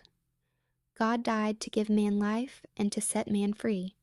For however clearly God is aware of his creation, it does not follow that man, imaginatively created, is aware of God. To work this miracle, God had to die, then rise again as man, and none has ever expressed it so clearly as William Blake. Blake says, or rather has Jesus say, "Unless I die, thou canst not live. But if I die, I shall arise again, and thou with me. Wouldest thou love one who never died for thee, or ever die for one who had not died for thee? And if God dieth not for man, and giveth not himself eternally for man, man could not exist. So God dies, that is to say, God has freely given himself for man. Deliberately, he has become man and has forgotten that he is God, in the hope that man, thus created, will eventually rise as God. God has so completely offered his own self for man that he cries out on the cross of man, my God, why hast thou forsaken me?" Matthew 27:46, Psalm 21:1. He has completely forgotten that he is God. But after God rises in one man, that man will say to his brothers, "Why stand we here, trembling around, calling on God for help, and not ourselves, in whom God dwells?" Blake. This first man that has been raised from the dead is known as Jesus Christ, the first fruits of those who have fallen asleep, the firstborn of the dead. For man, God died. Now by a man has come also the resurrection of the dead. Jesus Christ resurrects his dead father by becoming his father. In Adam, the universal man, God sleeps. In Jesus Christ, the individualized God, God wakes. In waking man, the created, has become God, the creator, and can truly say, "Before the world was, I am." Adon Olam, Jewish Dogmatics. Just as God in his love for man so completely identified himself with man that he forgot that he was God, so man in his love for God must so completely identify himself with God that he lives the life of God, that is, imaginatively. God's play, which transforms man into God, is revealed to us in the Bible.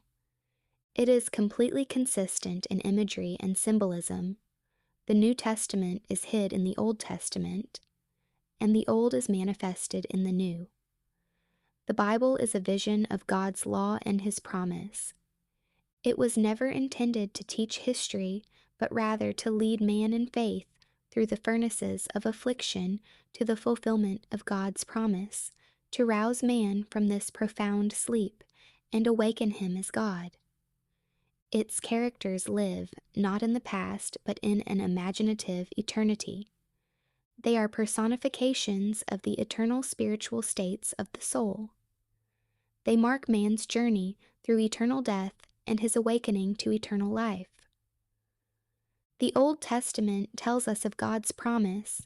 The New Testament tells us not how this promise was fulfilled, but how it is fulfilled.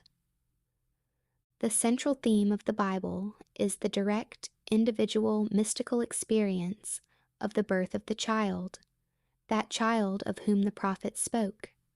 To us a child is born, to us a son is given, and the government will be upon his shoulder, and his name will be called Wonderful Counselor, Mighty God, Everlasting Father, Prince of Peace. Of the increase of his government and of peace there will be no end. Isaiah 9:6-7. When the child is revealed to us, we see it, we experience it, and the response to this revelation can be stated in the words of Job. I have heard of thee by the hearing of the ear, but now my eye sees thee. Job 42:5. The story of the incarnation is not fable, allegory, or some carefully contrived fiction to enslave the minds of men, but mystical fact. It is a personal mystical experience of the birth of oneself out of one's own skull, symbolized in the birth of a child, wrapped in swaddling clothes and lying on the floor. There is a distinction between hearing of this birth of a child from one's own skull, a birth which no scientist or historian could ever possibly explain, and actually experiencing the birth. Holding in your own hands and seeing with your own eyes this miraculous child, a child born from above out of your own skull, a birth contrary to all the laws of nature. The question as it is posed in the Old Testament, ask now and see, can a male bear a child? Why then do I see every man with his hands delivering himself like a woman in labor? Why has every face turned pale? Jeremiah 36. The Hebrew word chalatz, mistranslated loins, means to draw out, to deliver, to withdraw self. The drawing of oneself out of one's own skull was exactly what the prophet foresaw as the necessary birth from above. A birth-giving man entrance into the kingdom of God and reflective perception on the highest levels of being. Throughout the ages, deep calls to deep. Psalm 42:7. Rouse thyself, why sleepest thou, O Lord? Awake. Psalm 44:23. The event, as it is recorded in the Gospels, actually takes place in man. But of that day or that hour when the time will come for the individual to be delivered, no one knows but the Father. Do not marvel that I said to you, you must be born from above. The wind blows where it wills, and you hear the sound of it, but you do not know whence it comes or whither it goes. So it is with everyone who is born of the Spirit. John 3:7-8. This revelation in the Gospel of John is true. Here is my experience of this birth from above. Like Paul, I did not receive it from man, nor was I taught it. It came through the actual mystical experience of being born from above. None can speak truly of this mystical birth from above, but one who has experienced it. I had no idea that this birth from above was literally true. Who, before the experience, could believe that the child, the wonderful Counselor, the mighty God, the everlasting Father, the Prince of Peace, was enwoven in his own skull? Who, before the experience, would understand that his Maker is his husband, and the Lord of hosts is his name? Isaiah 54:5. Who would believe that the Creator went in unto his own creation man, and knew it to be himself, and that this entrance into the skull of man, this union of God and man, resulted in the birth of a son out of the skull of man, which birth gave to that man eternal life and union with his Creator forever? If I now tell what I experienced that night, I do so not to impose my ideas on others, but that I may give hope to those who, like Nicodemus, wonder, how can a man be born when he is old? John 3:4. How can he enter a second time into his mother's womb and be born? How can this be? This is how it happened to me. Therefore I will now write the vision and make it plain upon tablets, so he may run who reads it. For still the vision awaits its time. It hastens to the end, it will not lie. If it seems slow, wait for it. It will surely come, it will not delay. Behold, he whose soul is not upright in him shall fail, but the righteous shall live by his faith. Habakkuk 2:2-4. In the early hours of the morning on July 20th, 1959, in the city of San Francisco, a heavenly dream in which the arts flourished was suddenly interrupted by the most intense vibration centered at the base of my skull. Then a drama, as real as those I experience when I am fully awake, began to unfold. I awoke from a dream to find myself completely entombed within my skull. I tried to force my way out through its base. Something gave way, and I felt myself move head downward through the base of my skull. I squeezed myself out inch by inch.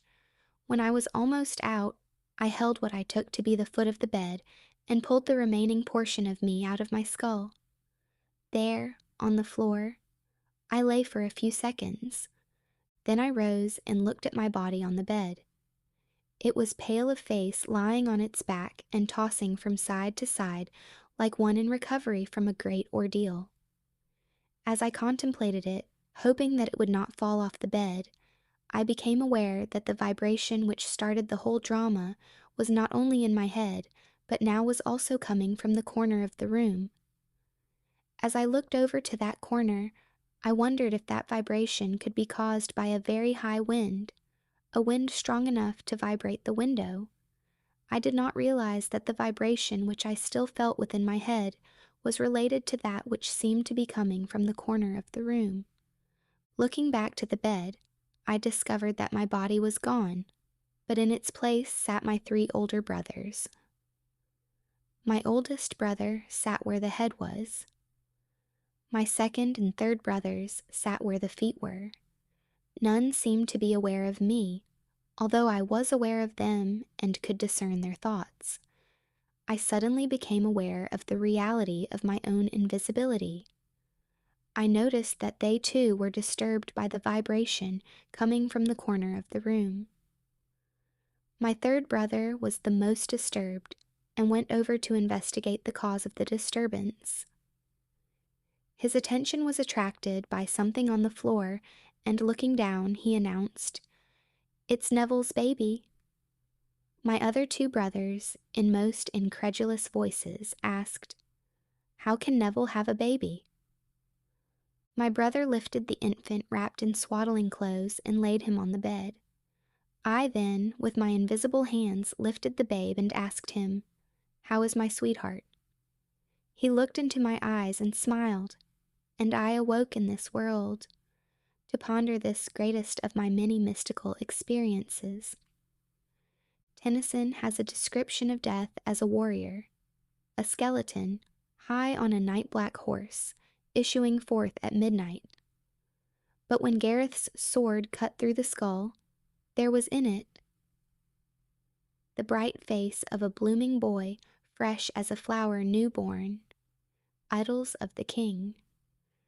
2 other visions I will tell because they bear out the truth of my assertion that the Bible is mystical fact, that everything written about the promised child in the law of Moses and the prophets and the Psalms must be mystically experienced in the imagination of the individual.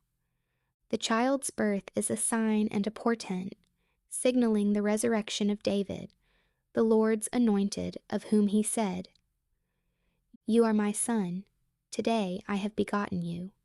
Psalms 2:7. 5 months after the birth of the child, on the morning of December 6, 1959, in the city of Los Angeles, a vibration similar to the one which preceded his birth started in my head. This time its intensity was centered at the top of my head. Then came a sudden explosion, and I found myself in a modestly furnished room. There, leaning against the side of an open door, was my son David of biblical fame. He was a lad in his early teens. What struck me forcibly about him was the unusual beauty of his face and figure. He was, as he is described in the first book of Samuel, ruddy, with beautiful eyes, and very handsome. 1 Samuel 16:12, 17:42. Not for one moment did I feel myself to be anyone other than who I am now. Yet I knew that this lad David was my son, and he knew that I was his father. For the wisdom from above is without uncertainty. But the wisdom that is from above is first pure, then peaceable, gentle, and easy to be entreated, full of mercy and good fruits, without partiality and without hypocrisy. James 3:17.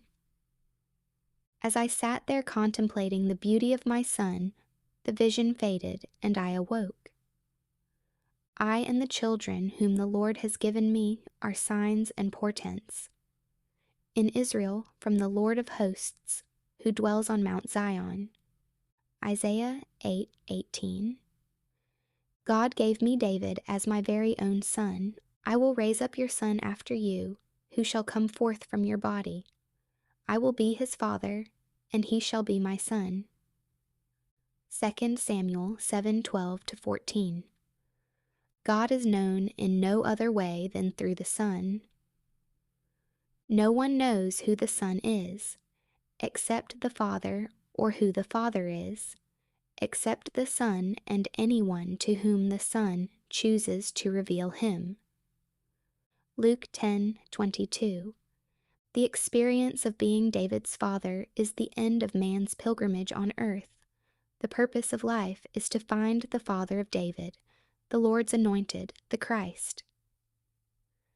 Abner, whose son is this youth? And Abner said, As your soul lives, O king, I cannot tell. And the king said, Inquire whose son the stripling is.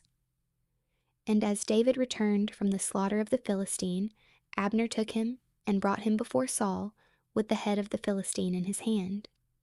And Saul said to him, Whose son are you, young man? And David answered, I am the son of your servant Jesse the Bethlehemite. 1 Samuel 17:55-58. Jesse is any form of the verb to be. In other words, I am the son of who I am self-begotten, I am the Son of God, the Father. I and my Father are one, John 10:30. I am the image of the invisible God. He who has seen me has seen the Father, John 14:9. Whose son is not about David, but about David's father, whom the king had promised, 1 Samuel 17:25, to make free in Israel. Note in all these passages, 1 Samuel 17:55, 56, 58. The king's inquiry is not about David, but about David's father. I have found David my servant. He shall cry to me, Thou art my Father, my God, and the rock of my salvation. And I will make him the firstborn, the highest of the kings of the earth. Psalm 89:20, 26-27. The individual who is born from above will find David and know him to be his very own son. Then he will ask the Pharisees, who are always with us, What do you think of the Christ? Whose son is he? And when they say to him, The son of David, he will say to them, How is it then that David in the Spirit calls him Lord? If David thus calls him Lord, how is he his son? Matthew 22:41-45. Man's misconception of the role of the Son, which is only a sign and a portent, has made the Son an idol. Little children, keep yourselves from idols. 1 John 5:21. God awakes, and that man in whom he awakes becomes his own father's father. He who was David's son, Jesus Christ, the Son of David. Matthew 1:1 has become David's father. No longer will I cry to our father David, thy child. Acts 4:25. I have found David. Psalm 89:20, Acts 13:22. He has cried to me, Thou art my Father. Psalm 89:26.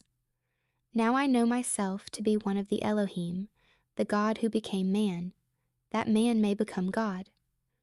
Great indeed, we confess, is the mystery of our religion. 1 Timothy 3:16.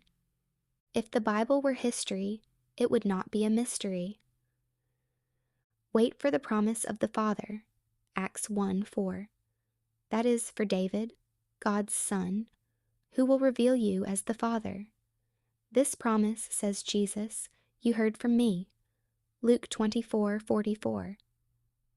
And to its fulfillment, at that moment in time when it pleases God to give you his Son as your offspring, which is Christ. Galatians 3:16. A figure of speech is used for the purpose of calling attention to, emphasizing, and intensifying the reality of the literal sense. The truth is literal. The words used are figurative. The curtain of the temple was torn in two from top to bottom, and the earth shook and the rocks were split. Matthew 27:51. On the morning of April 8, 1960, 4 months after it was revealed to me that I am David's father, a bolt of lightning out of my skull split me in two from the top of my skull to the base of my spine. I was cleft as though I were a tree that had been struck by lightning. Then I felt and saw myself as a golden liquid light moving up my spine in a serpentine motion. As I entered my skull, it vibrated like an earthquake. Every word of God proves true.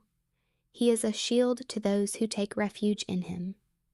Do not add to his words, lest he rebuke you, and you be found a liar. Proverbs 35:6.